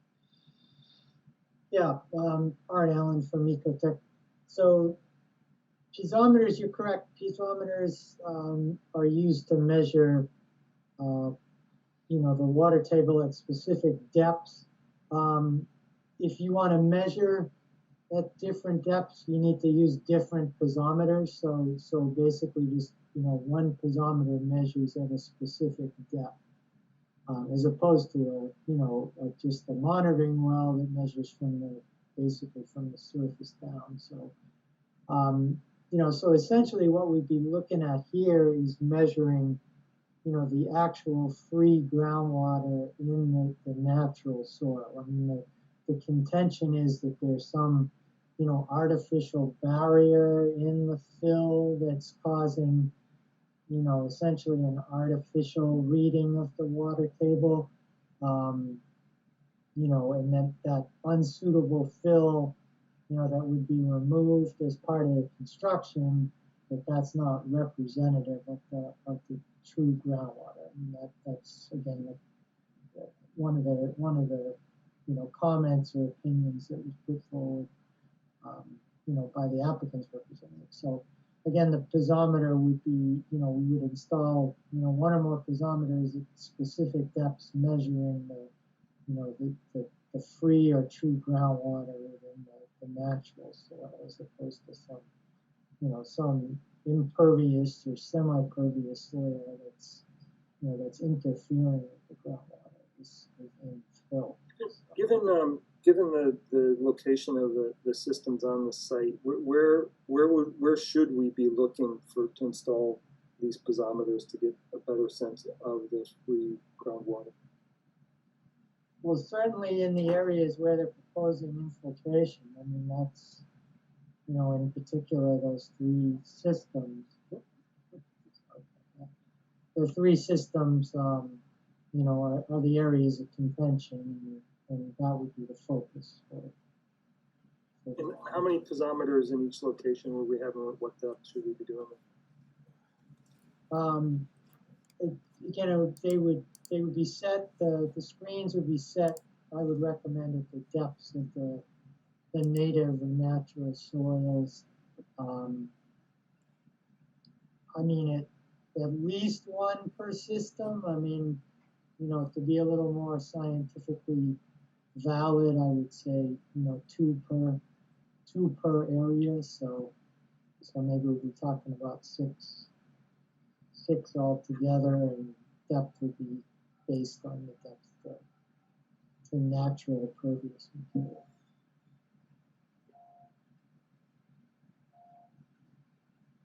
Okay, that's about my limit on what I know here. So, is there any other questions from the commission for people we have, and then we can have some internal discussion? I see both Attorney Pyle and Mr. Horsley have raised their hands again, but I'm not quite sure here what that's about, because we've had public comment from them.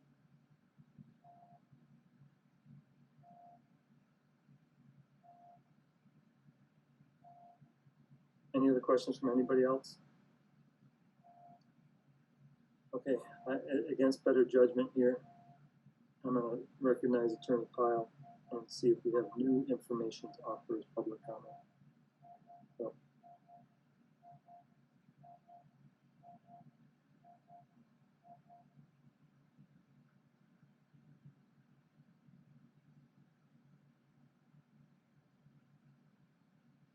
Thank you. Thank you for recognizing me again for the public comment. I just want to comment briefly on the discussion that was just made. Conditioning the project before you know what the groundwater data is like putting the cart before the horse. I believe that that point has been made previously. Okay. Well, we just want to reiterate that we think this is not the way to go about things, and we ask that you wait to get the data. So thank you very much. I appreciate it.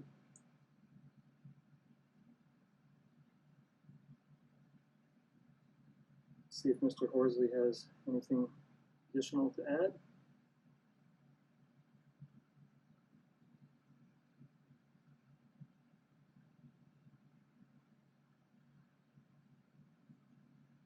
Mr. Horsley? Yes, Mr. Chairman, thank you for recognizing me under public comment, as you should, and I appreciate that very much. And this is new information. I just listened to the discussion, and I've looked at this site in great detail, perhaps maybe not as much as you, but probably 30, 40 hours worth of time looking at this. I don't think they can meet a 2-foot rise in redesigning the site. And if they think they could, I think they should submit that to you for review. It makes no sense to me whatsoever, in my professional opinion, as to condition this on a project that may or may not be feasible. And so if they feel that they could raise the site for a couple of feet and redesign the facilities, then so be it. Let's be the plan. Let's review it as under the wetlands protection regulations as the commission should do. So I think that's obviously the next step. If that's what I heard in recent communication, they could redesign it. They could submit a new plan. I think that makes sense. I'm glad they suggested that, and I think that is the next step, and that's my suggestion. Thank you, Mr. Chair. Thank you for your comment. You're welcome.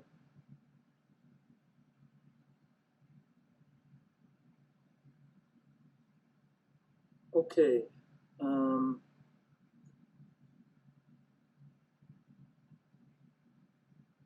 So we have a couple choices here, and some are the applicant's choices as well.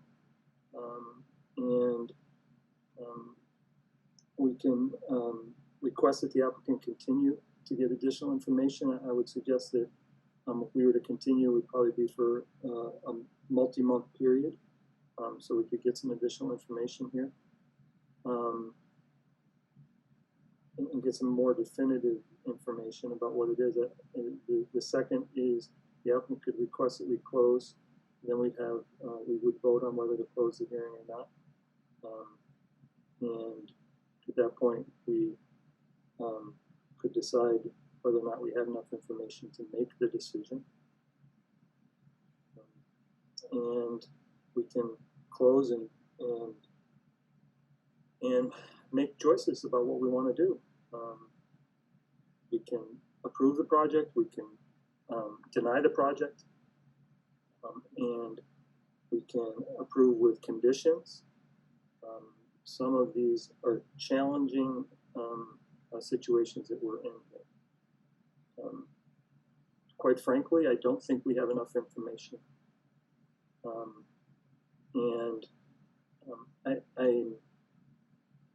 I think that's about a 50-50 for me.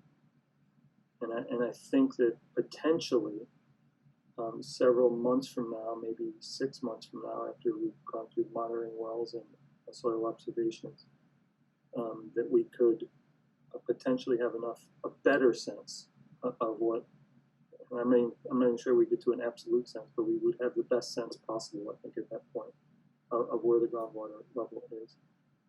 And then it could be that the project as designed is perfectly reasonable given the groundwater levels, and it goes forward as designed. If it's not, then the project would have to be redesigned.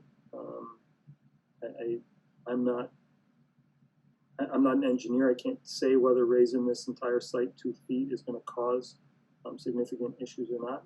Mr.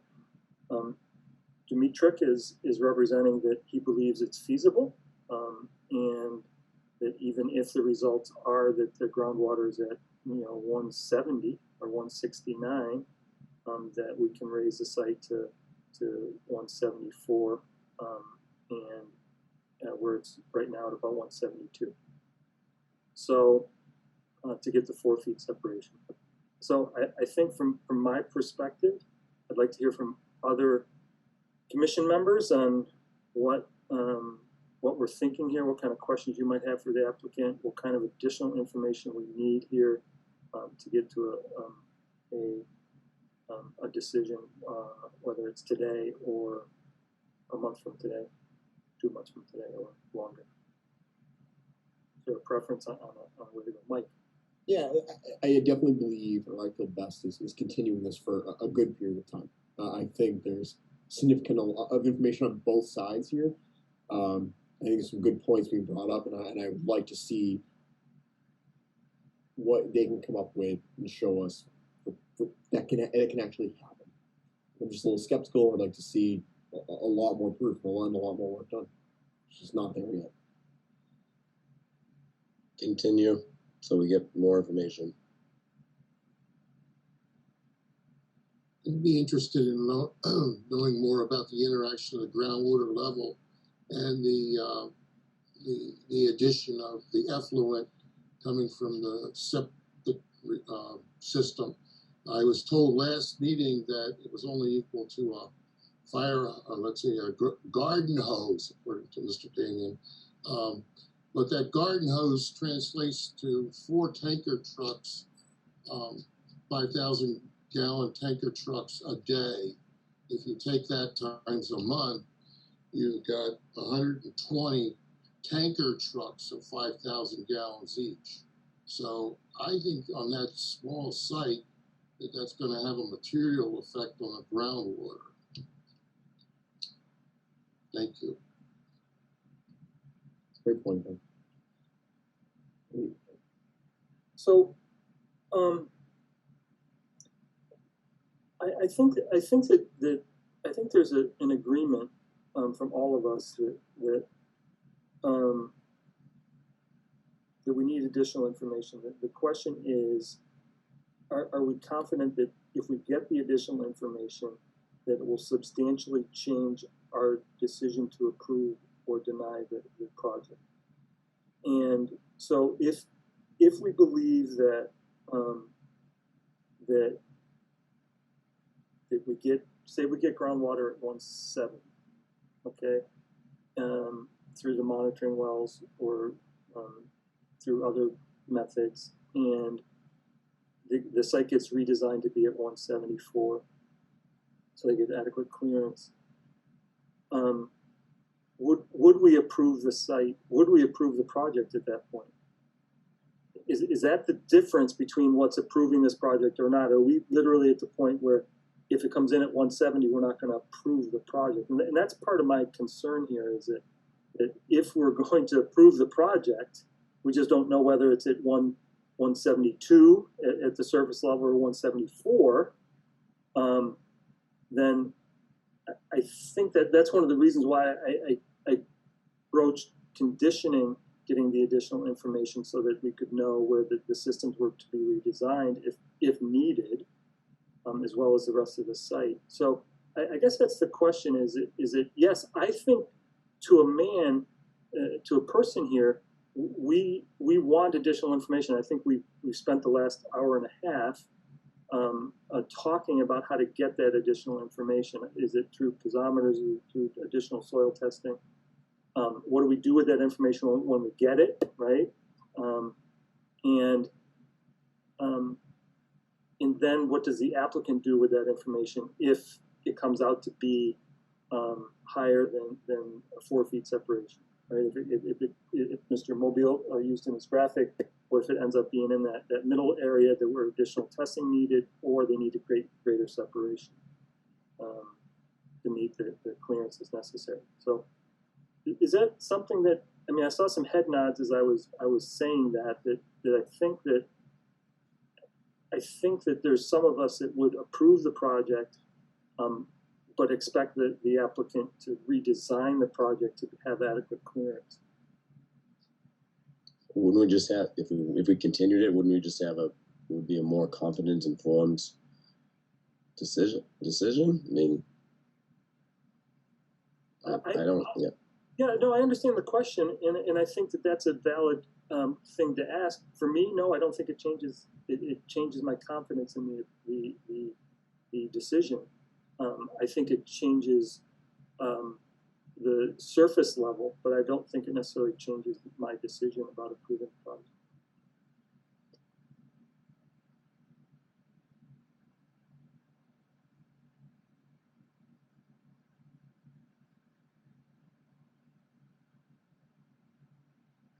I don't know. I feel like continuing is the correct. I feel like it does change my confidence. Well, I mean, I personally believe this will be in litigation for a while, and I think that being said, I think was stated by the lawyer, we would be stuck in the middle of this, and to continue this on, I think it's easier for us. I don't think we need to be stuck in the middle of this right now. I don't think it's for us. I don't think it's in litigation for us, though. So, and to be honest, I wasn't aware of any litigation on this particular project, and nor do I need that information to make my decision. So while it was a point that the attorney made, I don't think it impacts my ability to make the decision, and that's and just being fair to everybody, it's not litigation that I've been made aware of or that involves me or the commission. So,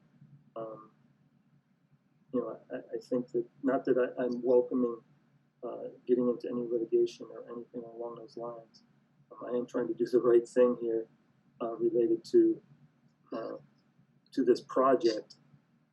And so I mean, I think that Nada said he'd like to continue. Mike's preference is to continue. I think, Al, your preference is to, if you come off and say your preference is whatever it is, and then I would like continuance and additional information. yeah, I mean, I wouldn't continue just for the sake of continuing. The only reason for us to continue is to get additional information. Right. But I would like to see the sense of groundwater. At what point does it pass from, let's say, a state view, and once it's in groundwater in that site, from the effluent system, I think that's fair that we, try to figure out what's going to happen there, because honestly, and I have a degree in geology, but not a degree in hydrology, but I think the site's going to be a problem after it's built, because I don't think that site with lead underneath can continue on a sustained basis to take that much effluent. It's going to end up in places that we don't want it. I know we don't address that, but it is going to change into Dorchester Brook. I think it's going to break out in the pond. So the treatment facility is under purview of DEP. Is that correct, John? The treatment, okay, but then once it goes into the groundwater, then I think it should be something that we at least would like to consider. And I think there raises the question, because the volumes of the groundwater addition are so significant from the effluent. We only have 30% on normal groundwater, I think, can hold water, so that's going to fill up pretty quickly. Okay, Ben, you were going to say something. Yeah, I'm very much on the fence here. I think part of my issue is that we're not adding this isn't a 1 month continuance, right? This is probably a 6 month continuance. And I think from what the applicant has told us and submitted, they can meet the design standards regardless of within reasonable ranges of where the water testing is. I think that's persuasive here. And I think adding, 6-8 months to the timeline is quite a burden. Mr. Chairman, can I ask a question? Sure. So this is actually to Art. Art. Just make sure it comes to me. Yeah, through the chair.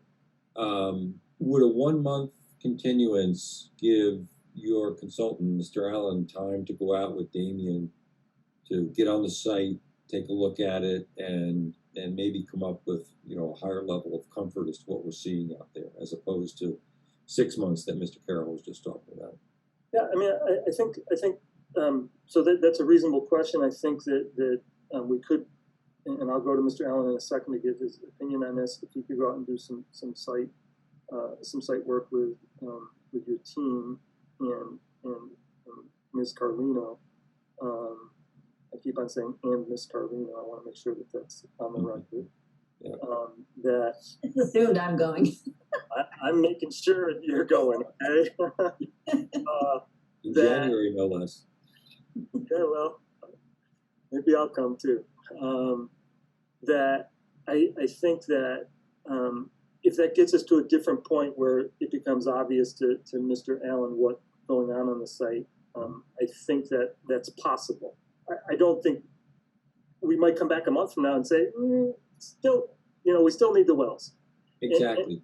But rather than continue tonight, I think that's actually not a bad suggestion. I think that if this commission could get a little bit greater confidence from Mr.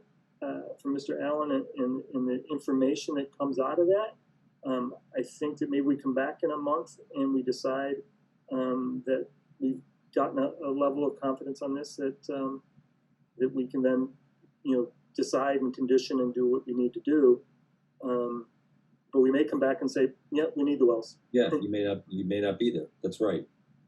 So I actually like that that choice here. So I think, Jennifer, the 23rd of January, I think, is our second meeting in January. So do we, Mr. Allen? I'm sorry, I'm speaking out of turn here. Mr. Allen, do you think that that's possible? I could certainly make time to be on site as early as the first week in January.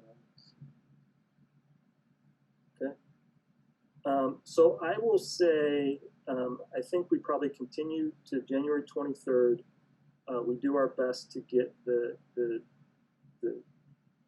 on-site observation done, prior to the 15th of January, maybe. So we have enough time before the 23rd. Jennifer, you're looking at me. Nope, I'm good. Just writing stuff down. Yeah, so the 15th of January, so that we can have enough time before the 23rd to absorb the information and get some feedback. And then we come back on the 23rd and we see what we've got and make some decisions on where to go from there. Damien, I want to make sure that works for you too. Yeah, I should be able to. I was just looking through my calendar. In January, I should be able to get out on site. I'll probably send an email to Art and Jennifer instantaneously to try and coordinate a date. I'll have to work it and get an excavator out there as well, but I'm sure we can get it done. Okay, Ms. Pyle, I'm actually going to take that offline. The comment Ms. Pyle has asked if her consultant can attend and observe this site visit as well. No. I'm good. Okay. As I said, I was going to take that offline, but I didn't. Sorry. You would need the permission of the applicant, and I would say they have said no. So.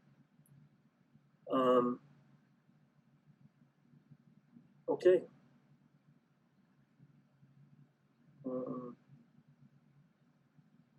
And oh my.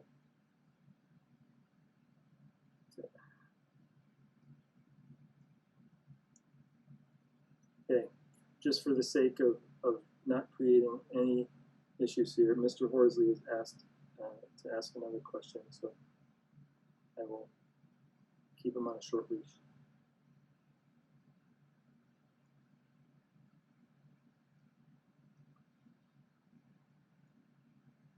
Mr. Horsley, just please, you have gone beyond my normal approach here. So, thank you, Mr. Chairman. I can feel the short leash as you have applied it to me. My only question is the purpose of the field visit. Is it to determine the redox features, which we already have indicated we don't think are reliable, or is it to determine spring water level measurements? That's a question through you, Chair, to whoever you'd like to direct it to. I'm trying to save people time and effort. Yep, no, I appreciate it. I actually don't need to. So it's to observe the redox features and understand them in the context in which they present themselves. Well, Mr. Chair, if I may, we don't challenge the redox features at all. That's not the point. So I'm just trying to save you time and the consultant's money and the town money. There's no challenge on the redox features. The question is, are the redox features representative of long-term water level measurements, which we believe can only be achieved in the spring? That's the point of my question. I'm trying to save you some money and time. That's all, Mr. Chairman. I don't think it saves us any time to do so. So not to do this. So, but I do take that, and I understand, and I will take the comments on the record. No challenge on the redox features. That's not the point at all, sir. Thank you.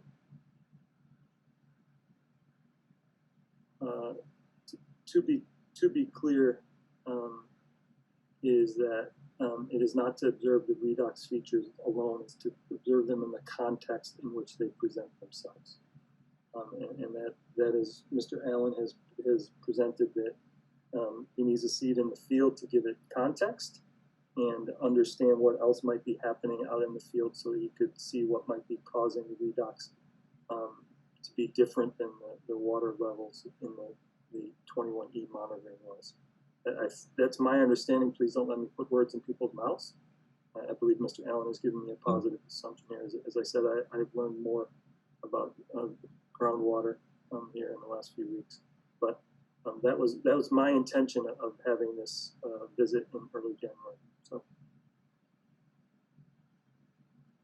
So I am going to make a motion to continue 91 Union Street to January 23rd. Second. Caulfield's with Crossman second. Roll call vote. Benson, aye. Carol, aye. Crossman, aye. Smitty, aye. Caulfield's aye. Appreciate all your time tonight, Mr. Allen and Damien and Mr. Turner. I appreciate it. Thank you. Thank Thank you you. Happy all. holidays. Thank you. Okay, we have other hearings to have tonight, so. Next up is 464 Foundry, which I know we announced earlier that they'd be continuing to January 9th. So I make a motion to continue 464 Foundry to January 9th. Carol Benson, second. second. Caulfield's Carol second. Roll call. Benson, aye. Carol, I. Rossman, aye. Beatty, aye. Caulfield's aye. 5-0. Next up is 785 Washington Street. This is for certificate of compliance. And this was continued from our last hearing. I believe this is Mr. McCarthy, is that correct? I think so. You continued so they could maintain the basin, and that has been done. I'm happy to recognize the applicant if he wants to join us, but I believe we have a straightforward approach here. So you can raise your hand if you want to get promoted. Sorry, I'm having a little trouble with my language at the moment. Okay, so I will recognize him because he attended here for 2 hours and waited very patiently. I think that's fair, Rory. It's the least we have at this point. I know, I'm just trying to be fair, right? Mr. McCarthy, if you have anything to add here? Nope, I just want to make sure that we're all set. I know that my colleague on the project, Andrew Daniels, had sent in a email noting that the basin had been cleared and maintained.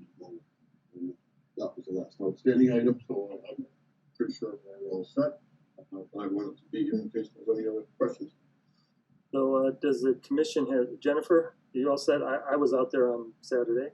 You were out there recently. So I believe the applicant has done what we requested of them. So any questions from the commission? Thank you for your patience. Yeah, any public comment for 785 Washington Street? Seeing none, I make a motion to issue a certificate of compliance for 785 Washington Street. Carol second. Caulfield's Carol second. Roll call. Benson, aye. Carol, I. Rossman, aye. Beatty, aye. Caulfield's aye. 5-0. Thank you, Mr. McCarthy. All right, thank you, appreciate it. Okay, dropped off. Next up is, can we take them together or do we need to do them separately? Separately. 71 Mill Street, this is a partial certificate of compliance for work done at 6 Barron Drive. Eric, you really don't, you're here, I'm happy to have you here, but my suggestion is that you allow us to do what we gotta do. I'm gonna go ahead and keep my mouth shut before I screw something up. Good choice. Jennifer, anything we need to know about 71 Mill? Just that the house is a little larger, but the driveway is a little shorter, so it looks like a wash on the impervious surfaces. It's stabilized and all the markers are installed, so it's okay to issue a partial, and that's only for lot 2, 6 Barron. Not fillable. Any comments from the commission? Any public comment on 71 Mill Street? Seeing none, I make a motion to issue a partial certificate of compliance for lot 2, 6 Barron Drive only. That's it. Carol second. Caulfield's Carol second. Roll call vote. Benson, aye. Carol, I. Rossman, aye. Beatty, aye. Caulfield's aye. 5-0. 6 Barron Drive, this is a certificate of compliance for a lawn expansion. Correct. Okay. Yep, it's been stabilized and all the markers are installed, so they're okay for a full certificate of compliance. That's under the bylaw only. Any questions from the commission? Any public comment for 6 Barron Drive? Seeing none, make a motion to issue a referral certificate of compliance under the Easton 1706 for 6 Barron Drive. Benson second. Caulfield's Benson second. Roll call vote. Benson, aye. Carroll, aye. Boston, aye. Spady, aye. Caulfield's aye. Okay, Eric, told you. Thank you, everyone. Appreciate it. Have a good night. I'm just going to bring up Peter Lyons here because he hung around for a couple of hours as well to get to the certificate of compliance. There he is. Okay, so next up is 40 Elizabeth Way. This is a certificate of compliance for repair to a septic system. This has been continued a few times here. At our last hearing that we had, it was November 20-something, 22nd maybe, 21st. And at that time, the applicant had actually done a significant amount of work to remove materials from the wetlands and buffer zone. And we said we'd give them another few weeks, and we have actually given them an additional 4 weeks. And I was out on Saturday observing the property, and there's no change from the last time I was out there, which was the weekend just prior to the 11/21 meeting. So there has been no additional materials. There's still material in the wetlands themselves, as well as the buffer zone. At this point, there's several choices here. I think it's the same ones we went through last time, and then we came up with the fourth one, which was to continue. So I think the issue is to issue a certificate of compliance, deny a certificate of compliance, issue a partial certificate of compliance, and probably in there somewhere is to start with an enforcement order against the applicant, but with an outstanding NOI, that could be a challenge for us to do because part of the notice of intent is actually his ability to remove the materials from the wetlands. I'm a little bit hesitant to go that route. So I think that the recommendation, actually I won't speak for her, but I believe the recommendation here is to deny the certificate of compliance and simply keep the pressure on the applicant to do what they're supposed to do. He's exhibited, he has the ability to do so. I mean, the ground's getting to the point where he probably isn't going to be able to do work much longer, but spring is coming, and he can come back to us at that time. Peter, you got any comments?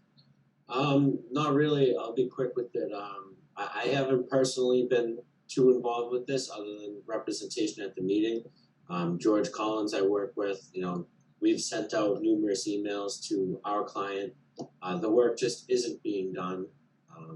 So I understand, the logistics between, I don't know, what was it, option C, where we issue the certificate. It's tough to do an enforcement order with that condition.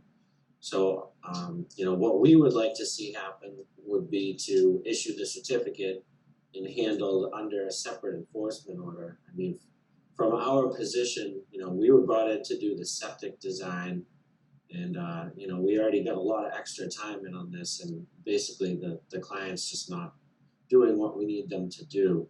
So at this point, it's our scope of work, but it's becoming kind of out of our control. Yeah, and I understand that, and I'm incredibly sympathetic, and I can't tell you that I haven't thought about what our options are to keep you guys whole. And I totally understand that, and I just don't know how to balance the desire here under the Conservation Commission to be responsible for protecting our interests and the town's interests here with this applicant. And I'm thinking the only leverage I have here, other than to start issuing fines, and I think at some point I can only start doing that when the NOI expires to do so. So I think I have to keep the permit open, and then start. This was one of those cases where probably we have to start considering putting out enforcement orders as part of permits when we have issues like this that are substantial, not like we saw at 30 Berwick, which was mainly superficial materials. This was pretty substantial. I mean, we talked about maybe being 10 cubic yards of material. So, because right now, we've issued an NOI for them to do this work. And so I'm a little bit, it was our nature to sort of say, well, the applicant's going to cooperate. We've got a great engineer on the project. Jennifer was out, having the conversation with or Andrea, I don't remember who it was on this project, having the conversation with the contractor prior to what needed to be done and the applicant. This is something that could have easily been taken care of, and unfortunately, and it's through no fault of Collins. I am by no means, and I feel terrible that in some ways you feel like you're being left holding the bag on this because of the applicant's non-responsiveness. So, and to be quite honest, it's the only thing me considering anything other than denying this. So, any other comments from the committee?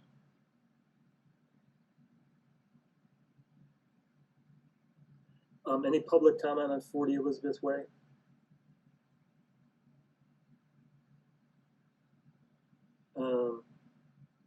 I make a motion to deny the certificate of compliance for 40 Elizabeth Way. Carol, second.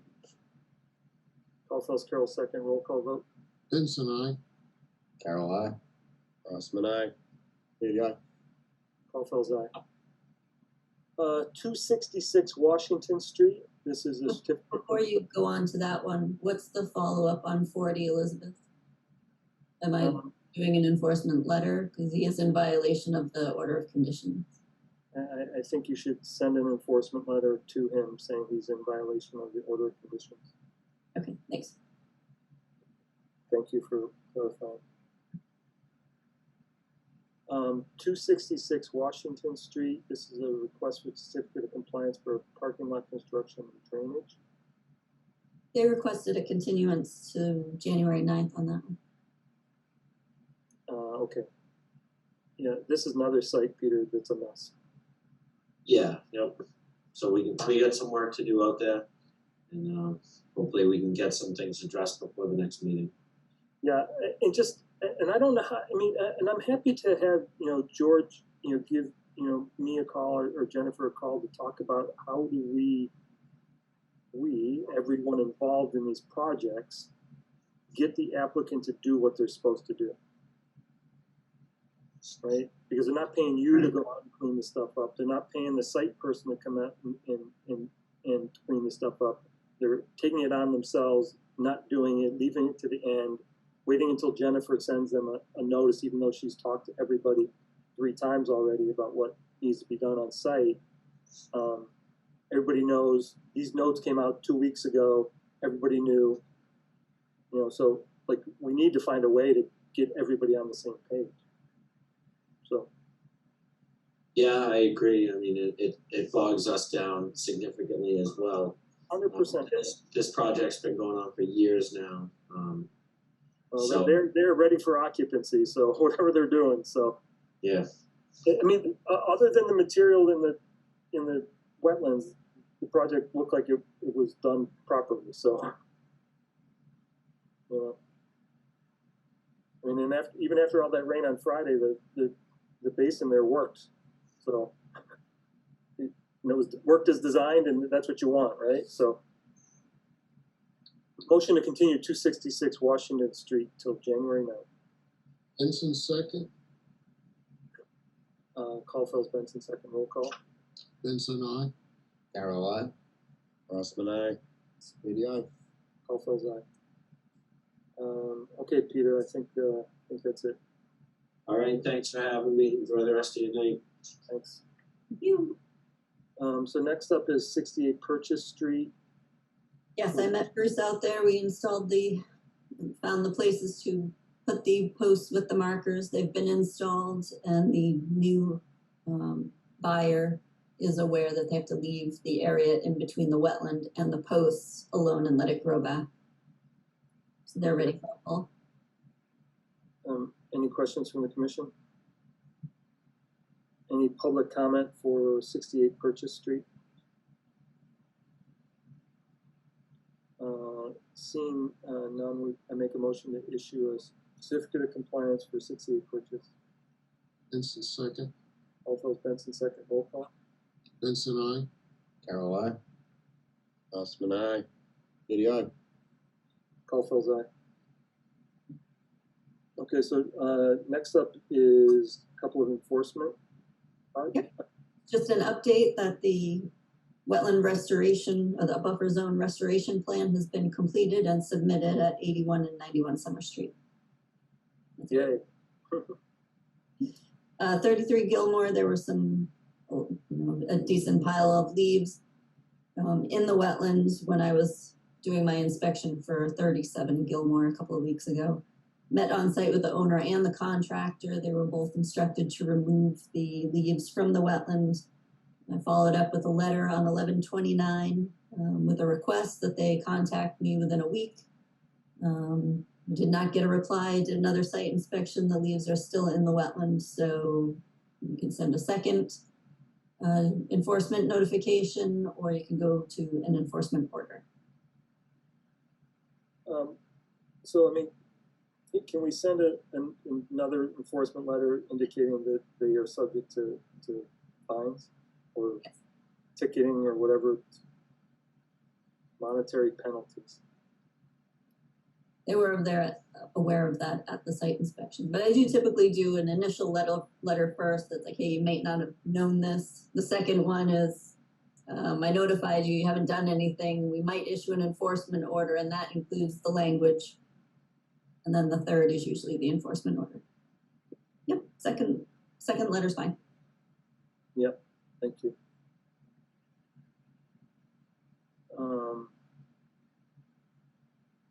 Next up is meeting minutes. There was one change that I had on the meeting minutes for 12/5. On page 6, it just says the entry agreement for 854 Foundry. Just change it to 584 Foundry Street. Anybody else have any comments?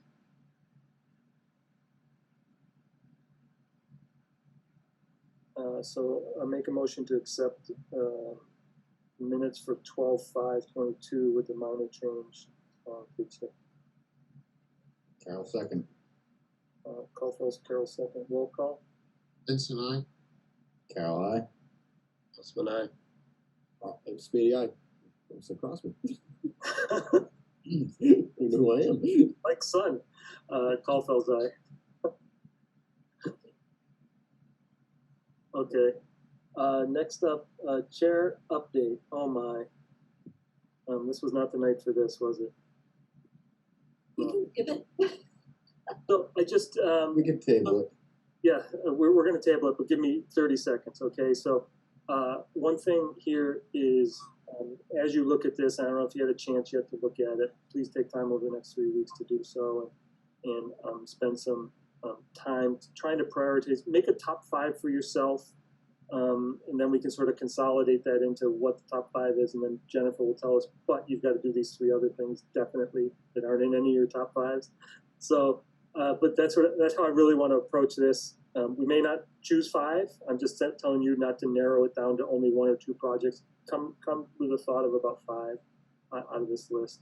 And if you have questions about any of them, come with those questions. But what does this mean? I tried to keep it sort of clear about what those things were, so we could do that. So 30 seconds is done.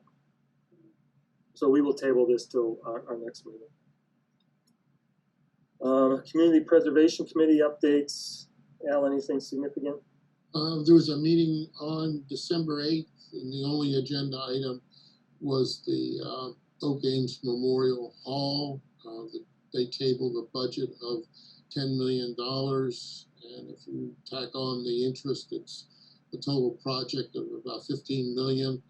So that'll take approximately a third or so of the next budget over the next 20 years or so. So okay. pretty significant. Yeah, that's significant. one other small point, we've scheduled a meeting between Stephanie, Wayne, Tom, and myself to iron out the the last items of the project list and get some funds returned to the general fund. So that'll be in early January, and I think that'll be tabled at a meeting shortly thereafter. Yeah, looks like we're gonna need those funds in order to pay for Hilton Memorial Hall, so. That's right. Environmental planner updates, thank you, Al. Just Tufts Farm, we had the open house. Thank you, Mike, for coming and helping with that. We had 4 people scheduled, 3 showed up. One I know will submit, one other person I know will resubmit their application. So we could possibly have 4 bids due January 9th. You had asked for the Tufts Farm master plan to be in your agenda as a link so you could read that if you wanted. And just we've done some chimney repairs. It looks like the oil tank really doesn't need to be replaced. But I got the bill today for fixing the stuff that was broken when they did the last repair, which was more than the initial repair. I hate it. That's home ownership for you. So that's it for Tufts for now. Jim, real quick, were you supposed to have like a worker there last week at all in a white van, early morning? No. Oh. All right, there's a white van there parking. I caught him once, but I'll just keep my eye out. I'll let Easton PD know. We'll check the cameras. He definitely got caught in that first one. So. Okay. And it's in the morning. Yeah, I was going out early to go hunt. He was in there pretty early, so. Are you okay? Keep it coming. So, I don't want to ask any questions. One thing for us, Jennifer, do we have to talk about the committee to review the submissions and? Oh, you should probably pick a representative. Yeah. So do we have I feel anybody? like you've talked about it. I feel like you've already done that, and it was Mike. Yeah. Okay, so you don't need to redo it. Okay, just want to make sure. So just, I think we'll have a, Mike be our representative, to be a representative from the Ag Commission as well, and Jennifer will review, come to us with summaries and potential recommendations. We'll probably have to have some conversation about what we're looking for out of Tufts Farm. I mean, I know what we put in the RFP. How much of that master plan do we think is feasible in the short term? I think that certainly redoing that parking lot and trying to do something with that front area is probably our primary approach here. I think that having a farmer go out there and try and figure out what he wants to grow too is going to be part of it. I think the original plan is to sort of go with a path that goes straight out to Flyway Pond. And I'd like to probably keep that. That was one of the original things with the master plan, was to try and connect to Flyway Pond and also have a parking area to access that that way. So I think as long as we stay out of the farmer's way, that still should be on the table. There is that tree that is probably at least 300 years old. That is a bit of a feature on the property that we should maintain, since we lost the Clock Farm tree. This tree probably becomes a little bit more noticeable and important to the town historical perspective. So I think it's a bit of a tribute to what that piece of property means to the town. So. There's one other thing. One of the potential bidders brought up a question on equipment. Who owns the equipment, or would the town, pay for their equipment and reimburse them? Yeah, I think that anything that's being done as a permanent fixture to the property is probably something that we would be responsible for. Like if we needed to do an irrigation well or something along those lines. But I think anything that could be taken off the property or whatnot would be the responsibility of the tenant. So. Perfect. So I think one falls into capital improvements as opposed to not. So. Okay. My goodness, I lost track of where I am. We're at the last part, ratify items from the 12-5 meeting. So the 12-5 meeting, we just had 2 items that weren't on the agenda, but we needed to discuss them. So we have to ratify that at the next meeting so that we're not in violation of open meeting law. So the first one was 584 Foundry Street. We had a draft of the right of entry for the town land. And you guys had me working with town council to finalize that. And the other one was 68 Purchase Street, partial certificate of compliance. The question was, are they ready for this meeting or should they wait till spring? And your decision was they could be on this meeting. And they were. Do you need a motion from us to ratify each one individually? Yeah, you can do them together. Okay, so I make a motion to ratify our previous discussions on 584 Foundry Street right of entry, as well as the partial certificate of compliance at 68. Benson's second. Benson's in a hurry now. Caulfield's Benson second. Roll call vote. Benson, aye. Darrell, aye. Rossman, aye. Stadia. Caulfield's aye. And the chair has no additional topics unless one of you has something to add. Yeah, we'll just say welcome, Chloe, and thank you for your help. Oh, welcome, Chloe. Our temporary secretary. So Awesome. doing a great job. Thank you. First woman down. Good job. I appreciate everyone's patience tonight. We spent a lot of time on one project, but sometimes that's what we have to do to get to the right place. So I appreciate everyone's patience, and hopefully we'll make some progress here. And so everyone have a great holiday, Happy New Year. We'll see you all on January 9th. And if anybody has any questions, they can call me. So Thanks. make a motion to adjourn. Oh, Second. Carol, second. Caulfield's Benson second. Roll call. Benson, aye. Carol, aye. Rossman, aye. Stadia. Caulfield's aye. Thank you all. Thank you. Good night, everybody. Happy holidays.